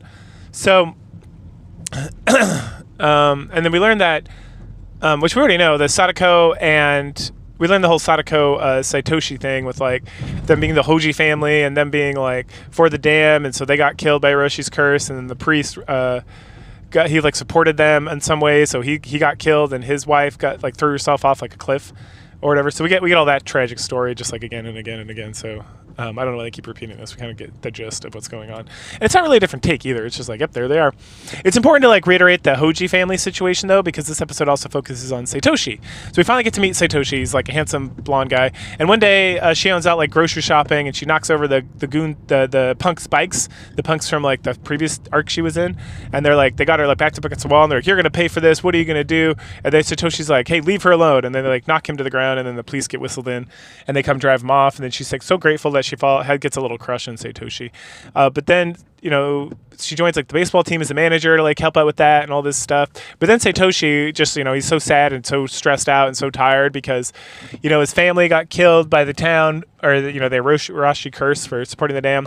And then they got stuck with the aunt and uncle who didn't really want them. But now the aunt and uncle are getting like side-eyed by everybody because they supported, essentially they're supporting the children of the family that supported the dam, and so he's really losing it. And so Shion thinks that Sadako's the problem because she's stressed out and not handling her stuff, so she pretends to be Mion one day and goes to school, and then she tries to talk to Satoshi and hang out with him for lunch, and he's like, no, I need like an hour, you guys know this, like leave me alone. And then she like beats up Sadako like right there in class, and Satoshi like knocks her back and is screaming at her and is like, I hate your family and all this stuff. And later on they're on the phone, and Mion's like, hey man, you really like fucked me over here. Everyone thinks that was me doing all that crazy shit. I gotta like figure it out. She's like, I'm sorry, I just lost it. I didn't realize he hated our family so much. And she's like, yeah, for sure. And she's like, finally known that if he'd like made his true feelings known or like not helped me, none of this would have happened. And then she wishes for the death of Saitoshi and his aunt. Right, and that wraps up episode 16. So they're clearly gonna get what they get.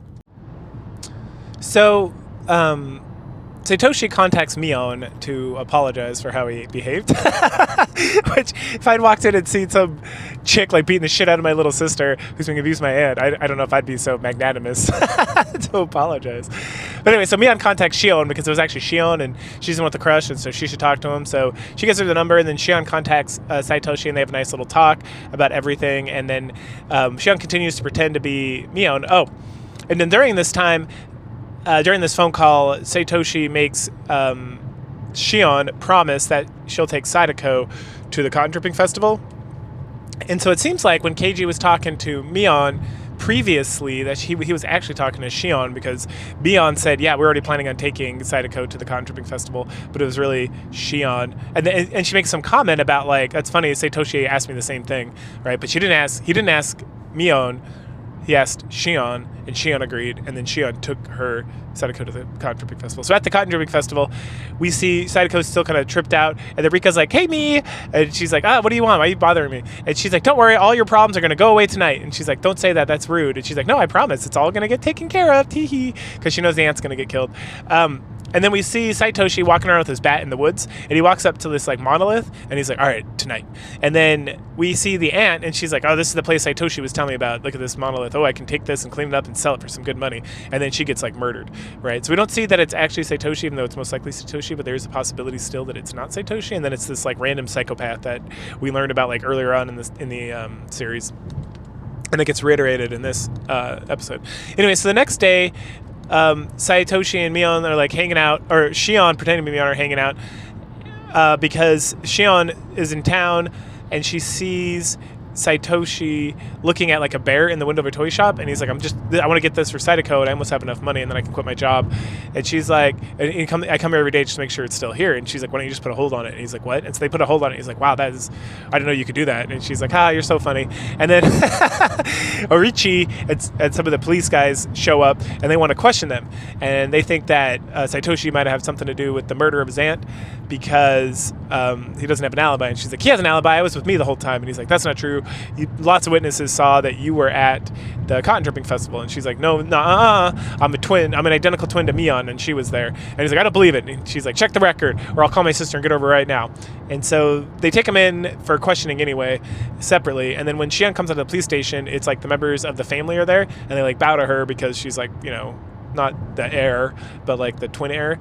And they take her to like the underground passage and dress her up, and Mion's all dressed up, and inside is like grandma and the rest of the family, and they're all super pissed. And then Shion and grandma get into a fight about the Hoji family and all that stuff. And then at some point Shion realizes that Mion also has a crush on Satoshi. So they talk a little bit more, and then they find out that like the guy who helped her out and the uncle are both in the other room, and they have to pay penance, and that she has to pay penance, she has to apologize. They don't call it penance, they call it I can't remember. She uses some other word, Mion does, to describe like the penance that has to be given so that she can be forgiven. And they're like, all right, well, if you're not going to apologize, then I'm going to kill these people. And it's like, no, I apologize. And she's like crying and apologizing to Mion, and Master, I'm sorry, and I won't let this happen again. And she's like, all right, bring it out. And they bring out this device that tears fingernails off your hand. And she's like, 3 fingernails, one for the one for the uncle, one for the bodyguard, and then one for yourself, essentially. Satoshi's like, fucking done. No, like, too bad on him. And so Shion's like, no, I can't. And it's like, you got to do it.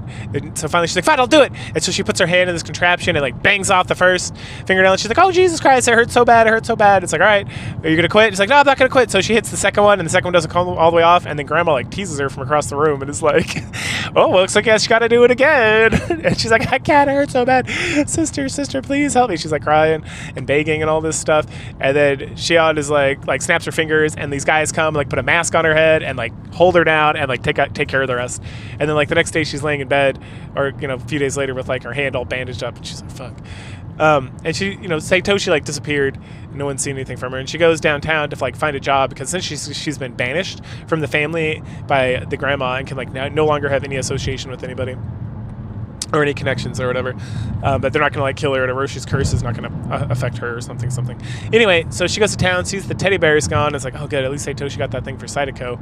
And then the doctor pulls up, and he's like, hey, what's going on? And she's like, oh, sorry, I've been lying to you. I'm not Mion, I'm Shion, the twin sister. And he's like, huh? And then Orichi is like, hey, yeah, she fooled us all. I need to talk to you. And she's like, look, I have nothing. You already took my statement. He's like, no, it's not about the aunt. It's about Satoshi. He's been missing since last night. And she's like, what? And so they go, and the chief tells them the whole like, hey, we believe that Satoshi killed the aunt and then took off, but like he's disappeared too, and the Urachi curse and all this stuff. And Shion's like, fuck. She's like really distraught about the whole situation, and upset, and she's like, well, I guess I gotta just move on with my life and figure it out. So at this point, Mion and Shion have like a little conversation together, and Shion discovers that Mion, after she got her nails removed for being distinguished. That's what they call it. So after distinguishing herself, that Mion went and did the same thing because she didn't think it was fair that because they're twins and Shion got kind of the raw deal and whatnot. And so because she distinguished herself as well, Grandma said that they were going to leave Shion and Saitoshi alone because Shion's like freaking out and talking about how the family got rid of Saitoshi because he's missing and it's all their fault and stuff. And Mion's like, no, we really, like, nobody knows. And then Shion is like, and that's when the demon came out of me. And she like jumps on Mion and starts strangling her and all this stuff. And finally, like, they come to reconcile that whole situation and it's like, okay, that's fine. And then Shion starts just doing a lot of research all on her own about the whole thing, about the people dying, the Cotton Drip Festival, the relation to everything, how everything's related back to the Saitoshi's family and like the dam and everything. And then while she's doing this, the nurse lady, the blonde lady, approaches her and she's like, oh, I got a lot of research about this too. Maybe you would be interested in looking at it. She like flashes this notepad and she's like, if you're interested, you can read it. But there's definitely some shenanigans going on here and I'm very curious about it. We still don't have like a firm information. I mean, we have like 8 more episodes left before the end of this series, so maybe at that point we'll finally understand what's going on with this lady.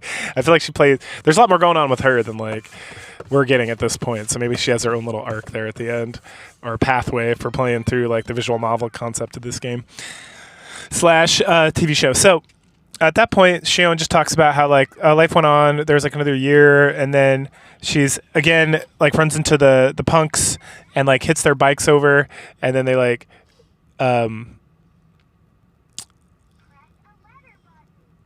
she hits her bikes over. They're about to like beat her up, and then she hears somebody be like, "Hey, leave her alone!" And she thinks it's Saitoshi, but in reality, it's Keiji. He's here now.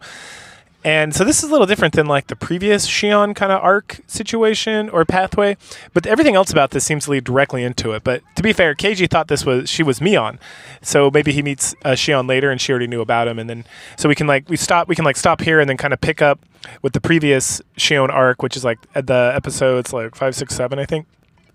And then come back to this because, you know, she gets to know Keiji and then she talks about it with Mion and she can tell Mion has a huge crush on Keiji and that she really likes him. And then Shion gets jealous because her family's going to be okay with them being together, but they're not going to be they weren't okay with her being with Saitoshi because he was part of the Hoji family or whatever. And so this jealousy turns into her kind of like getting a crush on Keiji as well and then kind of fighting over him with Mion. And then we get a whole conversation about the doll thing again. And the doll thing's been a minute. But the uncle gave Keiji a doll as like a winner of like that card game they were playing or as like a supplementary, and then he gave it to Rina or Rion instead of giving it to Mion. These names get confusing because I'm an idiot. So the redheaded chick, that made her feel bad and angry, and then, you know, that comes up in that arc, the previous Shion arc. But then Shion in this is talking about, oh no, that's okay, you can use your feminine wiles, and they talk about being a girl and taking care of stuff and doing all that stuff. And then we get a scene with them like fighting over Keiji, and then we go to the cotton dripping festival. Oh, and then Shion finds out from the nurse lady all the way back when she was visiting the library about like taking the intestines out and sacrificing people, and that's where she finds out that people don't just die, that people go missing too, and that it's the sacrifice, and that people end up in like the swamp. I don't think I brought this up before, but there's a series like not the detective series, maybe the Shion, no, I think it was the Cydeco arc. Starts off with these old ladies like poking around in some water, and they find like a bag that stinks, and it's clearly like a dead body, which is probably Saitoshi. So I don't know if that swamp like feeds out into this other area and that's how they got to it. Maybe we'll find out more, but it's starting to be like, oh, that was a relevant thing. It wasn't just some like bullshit. And this game, despite like it's got like a very chibi look, it's just like all the girls are like super cute, and it's very bright and everything. Like the show's obviously very dark, but it's also like you got to like really pay attention because things seem to like connect together. And again, the show kind of reiterates a lot of stuff we already know, but it's from different people, and sometimes you get like a little bit of different information, so that's interesting. Okay, so continuing the story of episode, I think 18 here, is that, okay, so then now we're at the Cotton Dripping Festival. She runs into the nurse and the photography guy. They talk about how they're going to go look at the shrine where everyone's distracted, and this might be her only time if she wants to get more information. And then she decides she wants to, but she doesn't want to go alone. So this is why she grabs Keiji, which is what happens in the previous Shion arc. And and then now we get it like from her perspective. So they go to the shrine. The guy breaks in there, and then while they're in there, she's like freaking out because she keeps hearing like someone running in the background. And she's like, Saitoshi, is that you, Saitoshi? And she's looking around, and then she goes up to talk to Keiji. And she's like really freaking out, and he's like, "You okay? What's wrong?" And then she hears like more running around, and he's like, "I don't understand. Do they not hear it?" And she's like, "Do you guys hear that?" And he's like, "No, hear what?" And so then she's back in her room and she's freaking out, and then she remembers a previous conversation she had with Rena, which I don't think I brought this up either, but in like a previous like 2 or 3 episodes ago, when she's kind of like she has a conversation with Rena about Saitoshi because they just like run into each other at like a bus stop, and Rena is talking about Saitoshi is being followed by Orashiri, or she understands Saitoshi because she's also been cursed by Orashi, and she's been cursed because she's always hearing the running behind her, and someone's always standing over her bed and everything. And this ties all the way back to like her family left, and then she like broke all the windows in the school as part of like the curse, and then they like to get her to come back, right? Because Orashi doesn't like people like leaving the town, and so she's freaking out about that and thinking about that. And then she hears something, and I thought she was like banished from the home, like the family home. But then she hears like Mion and a grandma talking about the nurse lady and how she's something, and they, you know, she's got the ire of Arashi's curse, and they know that she went in there and that she's gonna be in a lot of trouble.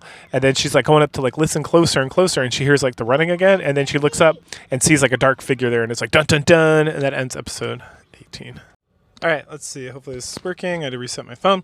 All right, so episode number 19. We pick up where we left off with the Shion secret arc, which is her take on the other arc that took place, like the second arc, I think, where Shion does her stuff. And we get a lot of like twin shenanigans here where she pretends to be Mion and whatnot.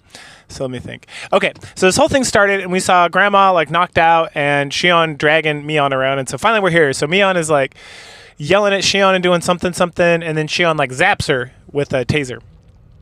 She then goes and gets Grandma and like knocks her out, and then drags him down to the basement, puts Mion in the cage, right?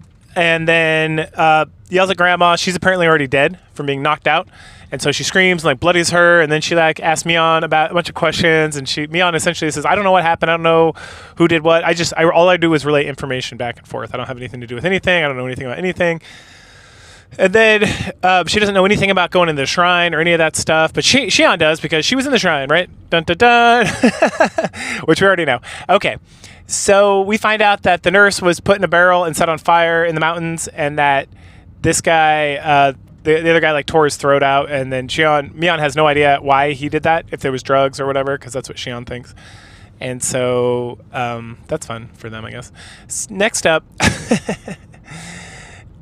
We get to see, what do we get to see? Oh, so then eventually Shion gets Mion to tell her where the well is, where they dump the bodies. She goes and tips Grandma in there, and then she just leaves Mion in there, and she's like, I need to go figure out some stuff. So she goes upstairs. She gets a call from a guy. She pretends to be Mion for a second, then Shion, and this is the guy who's been like protecting her and helping her out, and she essentially is like, I need to get information from this guy. She gets no information. She just is like, hey, so you know there's 2 guys that disappeared. Oh, I didn't know about that. What happened to them? Oh, they went into the shrine. There were 2 other people in the shrine. Who were they? Well, one of them was me, one of them was Keiichi. And the guy's like, oh my gosh, there's like nothing I can do. You know, Shion, I got your back and I care for you and whatnot, but there's like rules that have to be followed. There's like nothing I can do to help you. And she's like, okay, thanks, bye. And so she hangs up from that. She gets like a call from somebody else. Oh yeah, she gets a call from somebody about like there's going to be a big meeting at 5 o'clock with all the heads of the families, and to tell Grandma, but Grandma's all tired, so Mion's might go to that. Okay, good. So then she pretends to be Mion so she can go talk to Keiji, and she's like freaks Keiji out, and we get the exact same scene, but it's like from Shion's perspective from the prior arc, where Mion's like, oh hey, were you hanging out with Shion last night? Have you seen so and so and so and so? And Keiji's like, I already told you this. And she's like, oh yeah, I forgot, tee hee, and like runs off. She's like, good, now he's scared, because she never liked Keiji. So that whole stuff where she was kind of like flirting with Keiji. No, it was only Mion likes Keiji. Shion, from this arc at least, likes Saitoshi. Well, generally I feel like just probably like Saitoshi, and pretend to like Keiji to like fuck with him or to fuck with Mion or to like get revenge or some crazy nonsense. Anyway, so she ends up doing that, and then she goes to this meeting, and during the meeting she finds out like nothing essentially. She just is like, she finds out that the town council like knew about the people disappearing. Why did they disappear? Oh, because they went to the shrine. Like, oh, everyone's like, oh, good, they got what they deserved for the curse and whatnot. And then she's like, oh my gosh, I can't believe they're so cold-hearted, especially Grandpa, who's like the head of the village. And then she's like, there were two other people, Keiji Mahabara and Shion. And they're like, huh. And like, what has Shion like paid the penance or done the price, or is she sorry and sorrowful and like whatever? And then, oh no, so she finds this out because she invites the mayor over to talk to Grandma at her place. So she goes over there with him, and he's like, oh good, well, as long as she's like apologized and is very sorrowful about what she did and stuff, like she should be fine. There shouldn't be anything that goes on. And he says, not like that. And then so Shion's like very like, oh thank goodness. But then he says the unsayable thing, which is like, not like that Hojo brat or Hoji brat or whatever. And she's like, what do you mean? And so she starts screaming about Saitoshi and having to deserve any of this stuff and all this stuff. And then the mayor is kind of like, what? No, that's not how that works. Like clearly Shion has an idea about how the curse, and she thinks it's completely done by like the people of the village for penance for all this stuff, and that they're carrying this thing forward. But it's like, no, there's a curse, and there's like a literal curse that Shion is like not aware of yet or whatever, or something. So we don't get, it's like, well, that doesn't get fleshed out very well here necessarily at all. And then again, we get a couple of scenes. No, I think we should get one scene here where she hears like the person running around in the background, and she's like, what's that? And Mion's like, what? I don't hear anything. What are you talking about? And she's like, all right, the curse, yada, yada, yada. Anyway, so she, so then she's yelling at the guy, and the guy gets really scared because I think he realizes at some point that it's Shion. And so then she gives him the old Zapparoonie, and it's like, brah, brah, brah, I will get revenge on Saitoshi, yada, yada, yada, da, da, da, da, da. So then Shion continues her rampage. So she gets a call from somebody in the council who's like, hey, no, we haven't seen, or she calls somebody and they're like, hey, have you seen the mayor? No, I haven't seen the mayor. We should really go look for him. What do you think? Oh, Grandma said we should definitely go look for him. We should get the youth brigade or whatever to go track him down. Oh, really? As Grandma said? Yeah. So they go do that.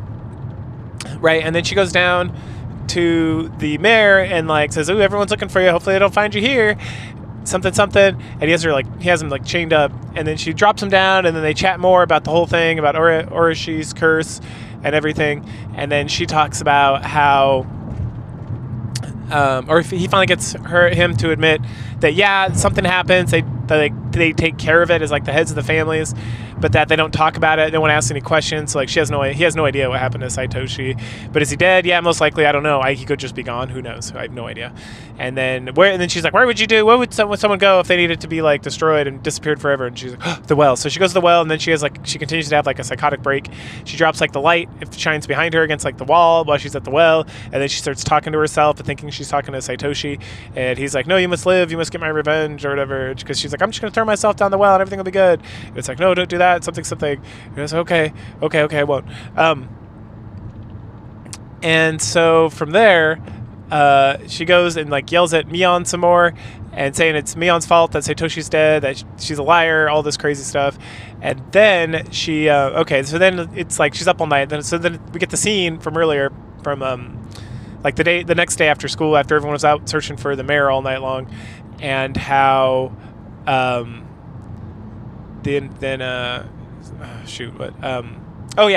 so then she's thinking about the heads of the families, and now apparently it seems like she killed the mayor at some point during the evening. Like, it doesn't show it, but the show is not like adverse to showing like bloody scenes and violence and whatnot, so I guess it just was like assumed or whatnot, because she's like, at some point she's like, I've gotten revenge on everybody who got rid of Saitoshi. I have won.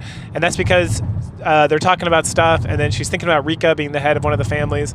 And so before they go into class, she's like, hey Rika, I need to talk to you. And so they go out, and then she like slaps the shit out of her, tells her she's a piece of shit, and that she knows that she's involved with all this stuff and that it's her fault and stuff. Hold up. Excuse me. Anyway, so she slaps the shit out of her and yada yada yada. Okay, then later on in the day, she's like at home on who is she talking to? Oh no, she gets a call from Rika, and Rika's like, oh hey, I wanted to. Oh no, she's not talking to Rika. Who's she talking to? Shoot, I don't remember who she's talking to. I don't know. She's doing something, and then Rika just like shows up, and she's got this like note from Mion that is like, hey, we have the best soy sauce. If you guys want soy sauce, come fill it up. And she's like, look, I got the soy sauce thing. So it's again from the previous episode where they're like, oh, Rika and Cytoko went missing and they like had food ready and something. And anyway, so then Shion gets really freaked out because Rika has like no footprints. And so they go to like where the soy sauce thing is, and then Rika sprays her with like bear mace and is about to inject her with something when Shion's able to like knock her off, and then they fight, and there's like a little bit of tasing going on, and then they spray back, and then they fight, and it's like just kind of like throwing paper at each other and like trying to get each other with the taser or the bear spray or the needle with the goo in it and whatnot. And finally Rika gets knocked down, and Shion shoots her with the thing, and then Rika's able to like get up and like grab a knife, and Shion's like, what are you gonna do with that, you little bitch? Blah, blah, blah, blah, blah. And Rika's like, I'm not gonna let you torture me or any of this stuff. Like, you're gonna be in a lot of trouble here. And she's like, oh yeah, what are you gonna do about it? You're gonna fight me? I'm gonna kick your ass. I'm like wailing you and stuff. And then Rika just like puts the knife against the wall and stabs herself in the head. Damn! Oh, goodness. I was like, wow. Goodness gracious. And then she dies, and then for some reason Shion like covers her with newspapers and is like like laughing like maniacally because she's like completely lost it about how she won and she's the best and all this stuff. And then she gets a call, and it's Cytoko, and Cytoko's like, hey, have you seen Rika? And she, oh yeah, I made a bunch of food, she's over here still, she stayed, blah blah blah blah blah. And she, oh okay, it's like, you should come over. And so, I don't know, it's pretty late. Like, no, just come over, there's tons of food. Like, oh okay, I'll come over, teehee. And so then she's coming over, and then Shion's like, ha ha ha ha, I'm gonna kill everybody, I'm so excited, yay. The continuing saga of Shion continues. Yeah, I said it twice. Anyway, we get a lot more tie into the previous iteration. We see that she nabbed up Sadako and like stabs her to death in her arms while screaming at her about Satoshi and stuff. And Shion's like really like fucking losing it. And then we find out that the whole thing with like, we thought it was Mion and Shion was in the cage and all this stuff. And this is all stuff we kind of like knew already because Mion's been in the cave the cage in the like secret chamber this whole time. Watching Sadako get murdered, watching the old man die of like, stress and torture and whatnot and all this stuff. And so Shion's like really doing like, she's killing like everybody. She also makes it seem at some point while they're like searching for Rika that she accidentally actually makes it seem that Keiji was the one who blew the whistle on Rika being gone, and that maybe he's the suspect because they're all looking around for Rika, like the same people are looking around for everybody else that's gone missing. And then when they come talk to her, they're like, who mentioned Rika was gone in the first place? And she's like, Keiji. And they're like, oh. And she's like, yes, everything's coming together. And so then we get the whole scene with her on the ladder where we thought Mion was like really losing it because she's like a bad guy and like screaming at Keiji. But no, it was Shion because she's like possessed by the demon in her heart and she's like losing it, her fucking mind. And so she's the one like screaming all that stuff. And then Rina comes and saves her. And then that comment about like, oh, save the day by Rina, that like all this makes a lot more sense. So all the like shady stuff that's like, Mion's acting really crazy. It's actually Shion was acting crazy this whole time. And she was acting crazy very specifically because of the whole Satoshi thing and her just like losing her mind. And like this dude wasn't even dating her. Like the fuck, like bitches. Am I right? So anyway, so at that juncture we have so Sadako gets killed. Okay, so that juncture we get to the point where Rena, I think. Rena, who was like, you watch that first little arc that's like the 3 or 4 episodes, she seems like she's one of the main characters in the show, but she is like barely in the last like, what are we at, 21? The last like 16 episodes are like barely around. It's really been the Shion show. Like Keiji isn't even like as much a main character, to be completely honest. He's just kind of like around doing stuff. So interesting. Anyway. So back to Shion, what were we doing? Oh, okay. So Keiji and Rena come to like confront quote unquote Mion, knowing that she was involved with all this stuff, and then she's like, "Oh, very good detective." Yada yada. We get that scene where they're like walking by the water, and she takes him down, and he sees what he thinks is Shion, but it's actually Mion. And then she's like, "No, leave, run!" And then she knocks him out, and then talks about torturing him and stuff. And then the police come, and so then she like knocks him out with the taser, and then she releases Mion. And Mion's like, thank you so much for not hurting like the boy I have a crush on and all this stuff. And then she reveals the most important stuff at all. And that's that the family, the Satoshi, not Sadako. Yeah, I think it's the Satoshi family. Shion and Mion's family had nothing to do with any of the murders or anything. Or any of the Rashi curse. Like, they had nothing to do with any of that. And then Shion doesn't believe it. Mion's like, no, I promise. Like, I brought it up and I asked. grandma about it, and she on it, like, you know, I can tell when she's lying to me, and she was like, I have no idea. I assumed someone was doing it, but when I asked around, no one had any idea what was going on. So like all these, like, everyone just assumes that Arashi's curse is not real, essentially, but it's super real because it clearly possesses people like Shion, and then they do all these murders and disappearances and stuff and cause all these problems. And then like nobody really knows what happened to Saitoshi. He really did just fucking like disappear. So like he's dead or not dead, or like nobody knows, right? And then Shion like loses it and just like, I don't believe you, you dumb bitch. And then she like tases her and pushes her down into the well. And she's like, say hello to Saitoshi for me. And then she's like, ha ha ha ha ha. And then she escapes, and then she's hiding out in that room, and she comes and confronts Keiji again at some point, like in the night, and then she stabs him. And then she goes back to like her room, and that's when she falls off and like doesn't die, because then she like haunts Keiji in that arc. But that episode, that's episode 21. So just when I'm talking about how Rina has been like sidelined this entire season, since the first arc, this is the next arc, which is possibly the last arc, because we got like 6 episodes left. Is totally on her. So we just get like a fun little game with all the friends. They're playing like a squirt gun game, and Rina and Keiji end up tying, which means Mion, Rika, and Sadako are all losers. So they all have to dress up like sexy maids at the maid cafe, the Angel Malt or whatever. And then they go with like the younger boys who are in love with Rika, and they're like, ooh, ooh, ooh, like that whole bullshit. So on the way home, Keiji and Rina talk about how much they've enjoyed living here, and how they're both from like other areas, and it was not fun, but here it's been super fun, and they're super happy, and you gotta live every day to the fullest, because you never know when things are gonna like pop off and not be good anymore. And then Rena is like, I'm gonna go treasure hunting, you want to come? And this is when she goes to like the dump and looks around for stuff, and Keiji's like, nah man, it looks like it's gonna rain, you should go home too, like. And she's like, no, I'm gonna go. And he's like, all right, we'll be safe. And so he heads off, and then she goes to this like old VW like Volkswagen van, VW van, and she's got a bunch of stuffed animals and like a star chart and stuff in there. And she's sitting there, it starts to rain, and she starts thinking about her past. So her mom revealed to her, well, her parents were still married, that she was cheating on her husband, Rena's dad, and that she was going to leave him, and that she was pregnant and all this stuff, and that she was trying to convince her to like want to stay with the mom. But then she's like, no, I hate you, Mom, I don't want to stay, I have nothing to do with you. And so she ends up staying with the dad in the divorce, and then they end up moving here to this area. And then like after that, Rena gets home, her dad's like super sweet and nice, and he's like rubbing her hair with like the towel, and they're chit-chatting, and then she walks in, he's like, look at all this furniture I bought. And he's like, wow, this is like really nice. And he's like, yeah, I bought some more clothes too.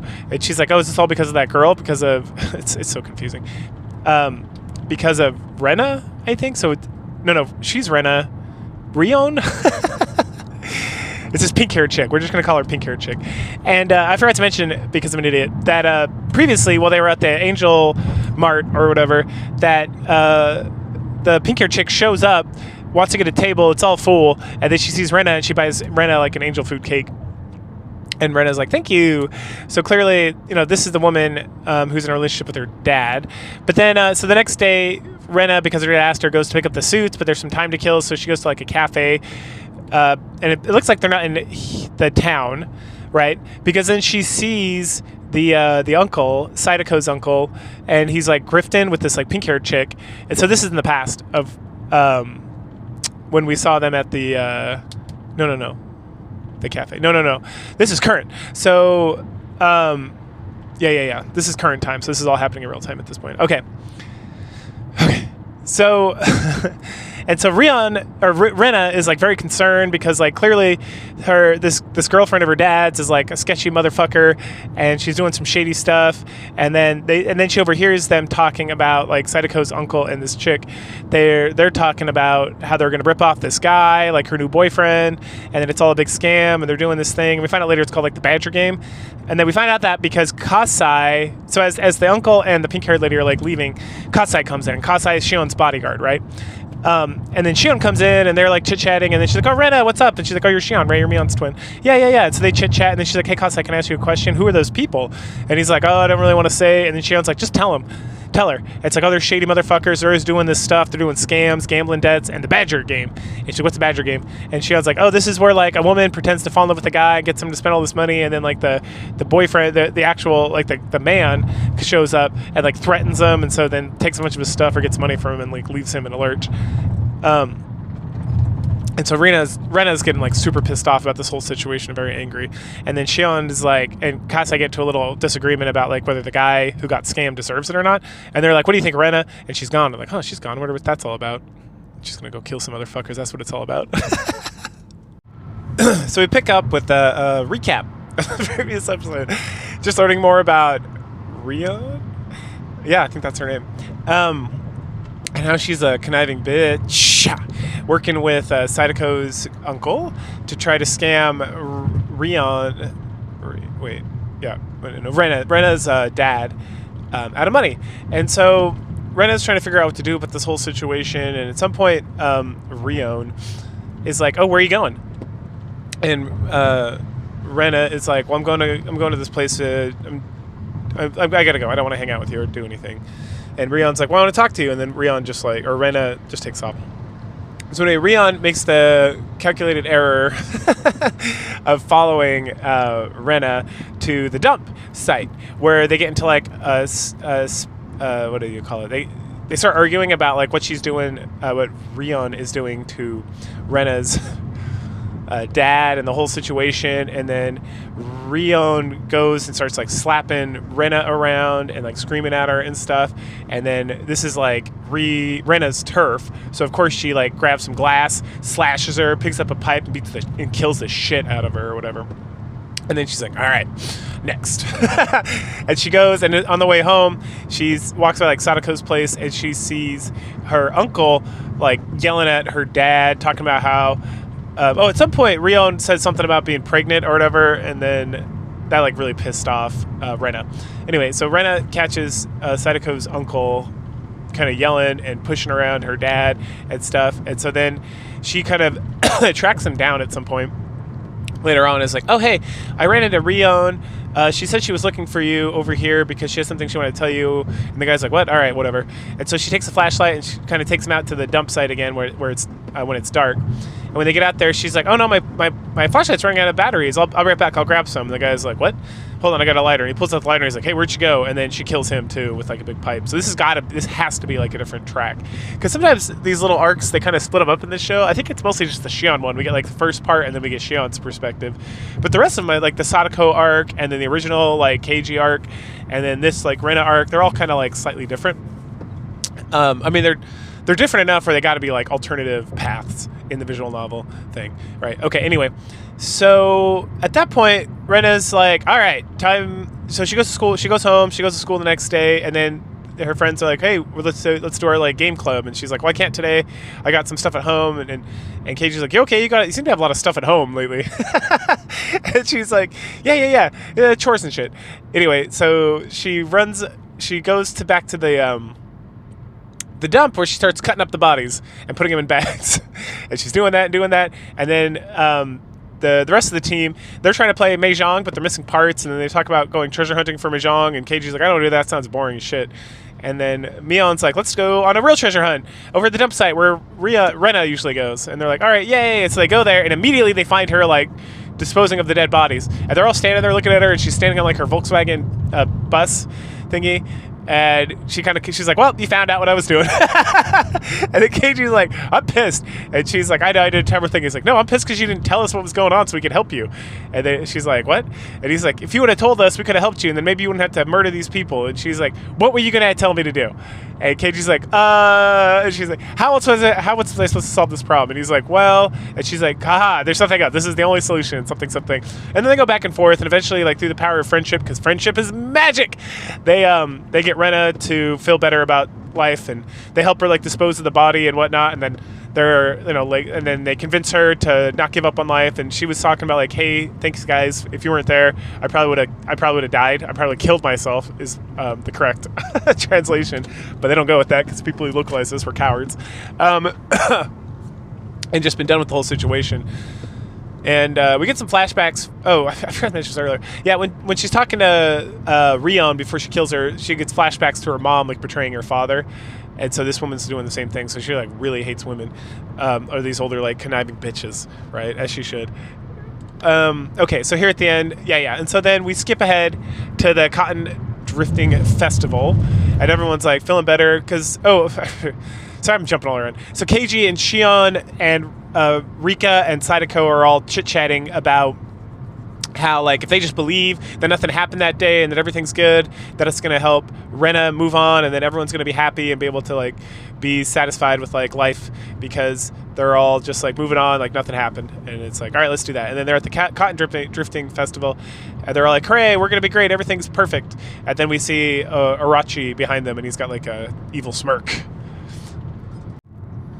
Now in episode 24, which it seems like we go to a different arc, because so it picks up after the festival just like before, but this time there's like no mention of any of the stuff that occurred previously with Rena and with Rion and with Sadako's uncle and any of the murders there or whatnot. We pick up immediately with learning about, or the cops have found the camera guy, and that the doctor's like looking at him and examining him, and Orichi's asking him about him, and it looks like he strangled himself, but there's also like a pipe nearby or like a piece of wood that someone might have hit him with or whatever.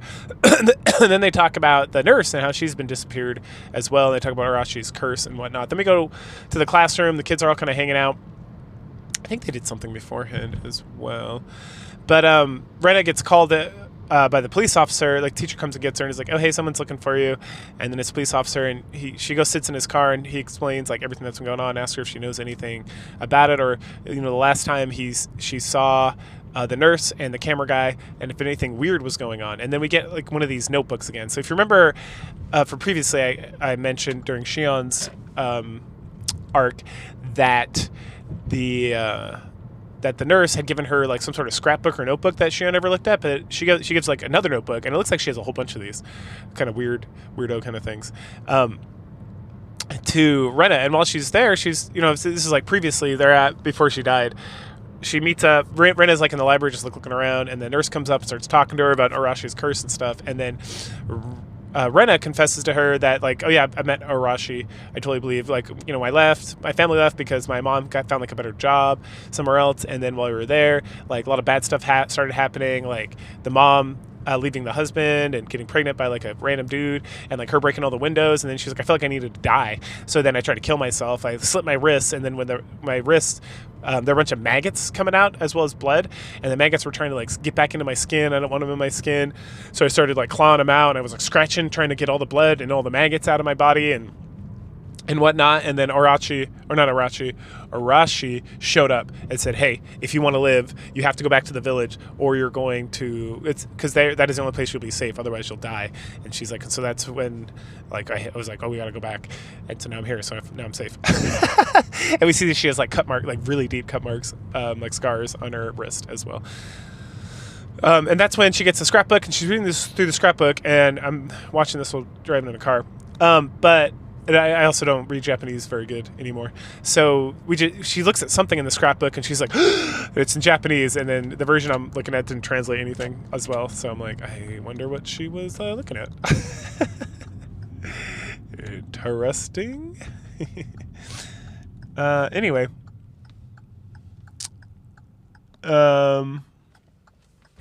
So then at that point we get, God, what happens next? Okay, so then the nerd, yeah. So she freaks out about that, something. Golly. Oh. What? All right, sorry, that's right. I had to pause so I can remember, because it just goes by so quick. So then Keiji's like walking home from school, and Rena is like pulls him aside into some bushes, and she's like, oh, those guys are looking for me. And it's like, who are those guys? The police? And she's like, I don't know, it's kind of sketchy. And then we see like an image of something else, and then she's standing there, and she's like, I got it. And then we go to like school the next day or something, and the teacher's like, hey, has anyone seen Rena? And everyone's like, I don't know. And then Keiji's like, oh, I knew something, and then the episode ends. I was like, I'm so confused what just happened. So Rena is apparently hiding from the Sanosaka family. That's Mino and Shion's family. she's talking to Oichi, the cop, and she's talking about the notebooks and all that stuff and everything that she's read and about the nurse and all that crazy stuff. And then she goes to hide, and she hides in the treasure trove area, the town dumpster and the Volkswagen Beetle. Meanwhile, while she's talking to the police, they get a weird call. Someone's like, "Hey, someone's seen the dead nurse." Like, what? No, she's dead. How's that possible? And then she kind of takes off. Elsewhere, Keiji and Mino are talking about Rena and about how they hid the bodies and helped her out. And then Mion mentions that, I heard that some people are going to dig up trees around that area where they dug them. So then I had like people in the family take them to like our special place, which is obviously the well. Keiji then decides he needs to go find Rena because people are looking for her and she could be in trouble, and he wants to be her friend and whatnot and really help her out. So he heads out to the dump site. Meanwhile, Rena is there hiding, and there's like the police officers are looking for her is what it looks like. And then they get a call about someone seeing Rena at the factory, and she's like, "What? How can they see me at the factory?" And then she starts like clawing at her neck and bleeding, and she's like freaking out. She's like, "I'm going to take care of this. I'm going to take care of this. I'm going to take care of this." At that point, Keiji finds her there. Not in the Volkswagen bus, but like in the area, and she's carrying like her big sword from like the beginning of the series. And they get into like a back and forth. She has no friends. You're not really a friend. Friends don't lie to people. She said, "No, I'm here to help you. I want to help you." Mino lied. Mino's trying to get me killed. Blah blah blah. I know she moved the bodies. Well, yeah, but and so she's a liar. Friends don't lie to each other. Blah blah blah blah blah. And then Rena finally calls him out, and because he's like, "I don't keep secrets from you." He's like, "You've kept the secret. The whole reason you're here is because you were like hiding in bushes and shooting BB guns at little girls as they were like coming home." It's like, "Does that get you off, you pervert?" All this stuff, and it's like, what?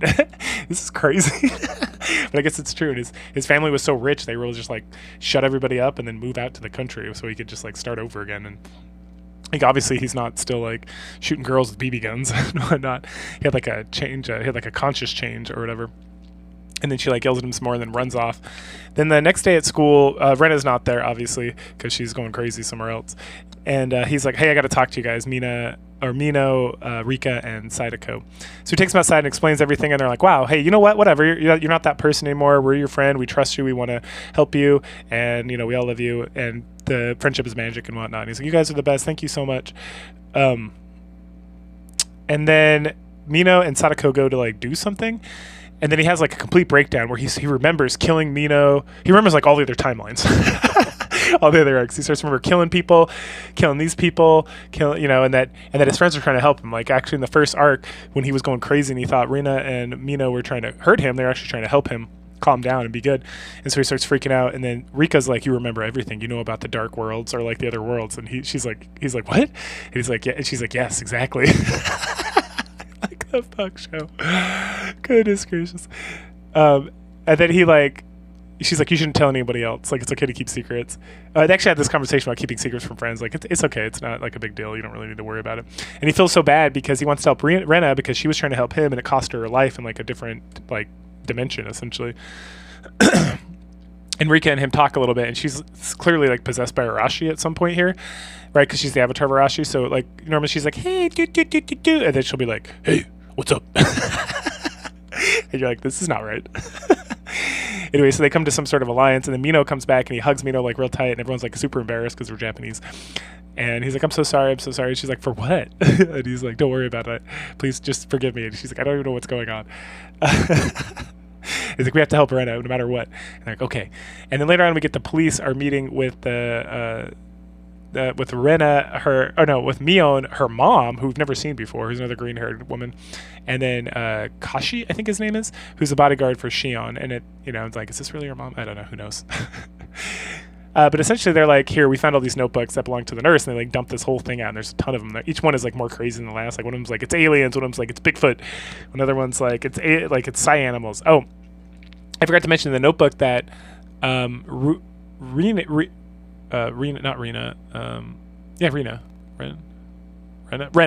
Rena has. It talks about how there's a parasite and it possesses people and then becomes like their clone, and that the clone of this, and there's a clone of the nurse and the clone of this, and it's all coming true, and it's just like in the books and yada yada yada, right? And so they're like, "Holy cow, I can't make heads or tails of this thing." And then Arashi's like, I need a break. So he goes out to smoke, and the other guy's like, "All right, listen, if you find Rena, you got to bring her to us so we can do whatever." And then the mom's like, "That's fine as long as we get." We can get her a lawyer, and they're like, "That's fine." And it's like, "If you get any notebooks, we'll give them to you as well." And they're like, "Okay, that's good." And they'll like shake hands and agree to do to be friends, if you will, in this regard. And then we get a final kind of parting shot of Rena walking, looking very scary with like her big knife in the dark.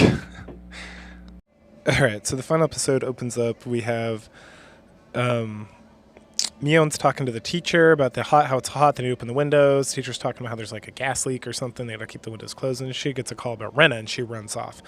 At that point, Rena shows up at the school and kind of kidnaps everybody. Doesn't kidnap. What does she do? She takes them all for hostage. And then she starts spilling gasoline everywhere. Orichi and the police and the teacher all come, and they're all trying to figure out what to do.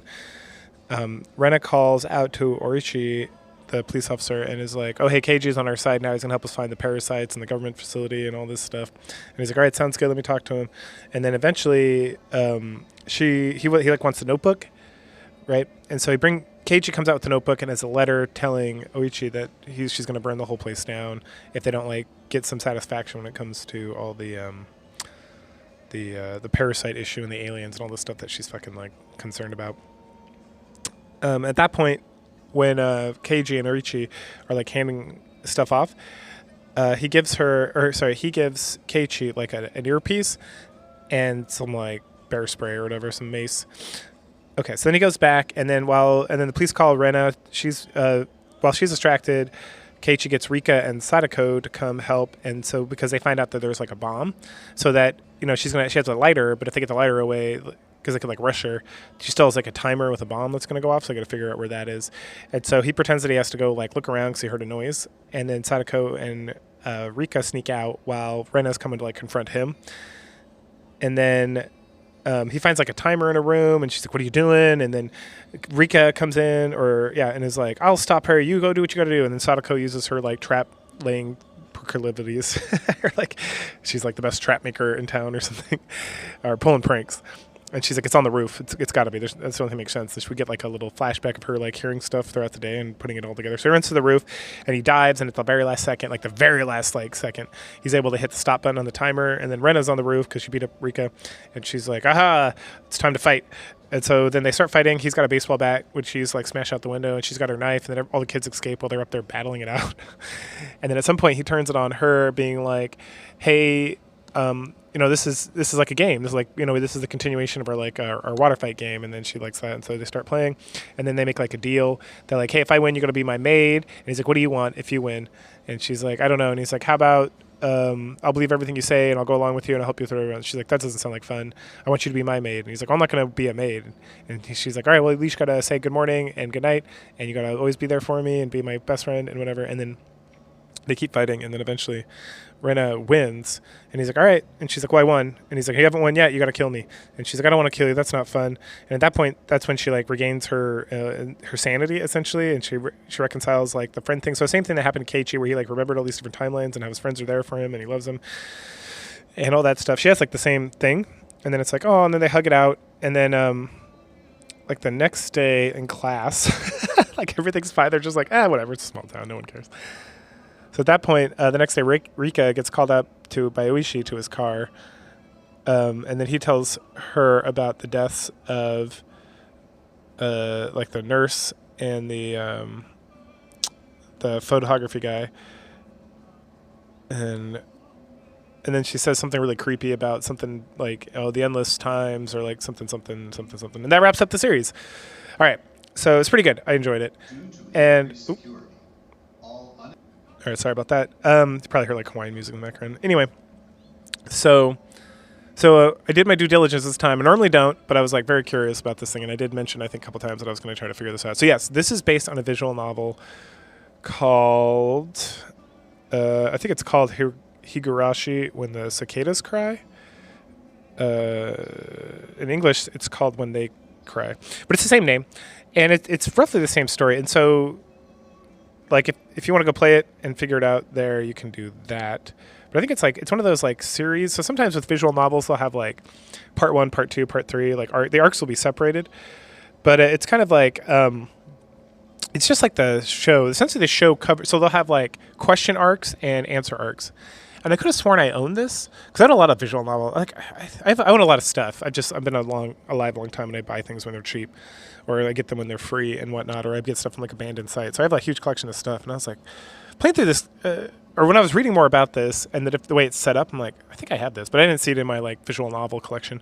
So I was like, maybe I don't. But so this is something that occurs in other visual novels as well, especially mystery ones. Well, they'll have like you play through the question part and you choose stuff and you're trying to like figure stuff out in your head, and they'll have like the answer arc. Some of them were popular ones like the Zero Sum Game or like Danga Pergog wrong. Say that wrong.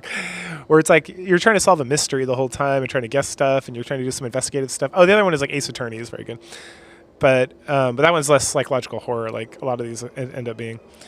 And then you have like the answer arcs, which kind of give you the answer. So apparently this anime is the first anime that was made on this. There's like several. Like there looks like there's at least like between OVAs and stuff like that. There's like a whole bunch of adaptions. Let's see if it says here.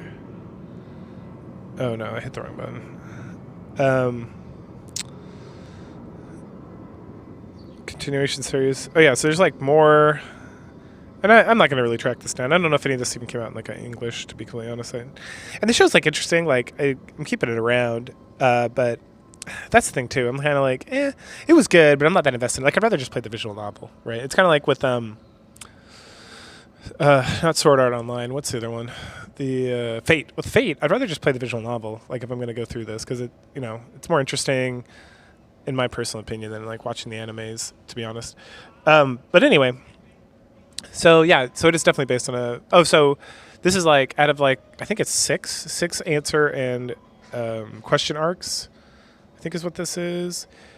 But the anime takes like the first 4 arcs. I think it takes the first 4 question arcs and then the second 2 answer arcs. So the answer arcs would be the Shion arc and the Rina arc, and then the question. So you get the question and you get the answer of stuff. So anyway, it's confusing as shit. But yeah, so it's a visual, just regular visual novel, not a erotic one. So if it's any of this sounds interesting, I would say check it out. It was pretty good. Like just watching the anime, I was like, okay. It's like unsatisfying because you get to the end and you're like, so what the fuck's going on? And I know because I looked it up, but I'm not going to reveal it here. So if you really want to know, you can go Google it, to be completely honest, or you can just watch the animes, like all 100 episodes or so of like the 5 different animes they made, or just play the visual novel, which you can probably find for free somewhere. But yeah, there you go. So go ahead, like, share, subscribe, comment, and I'll catch you guys later. Bye.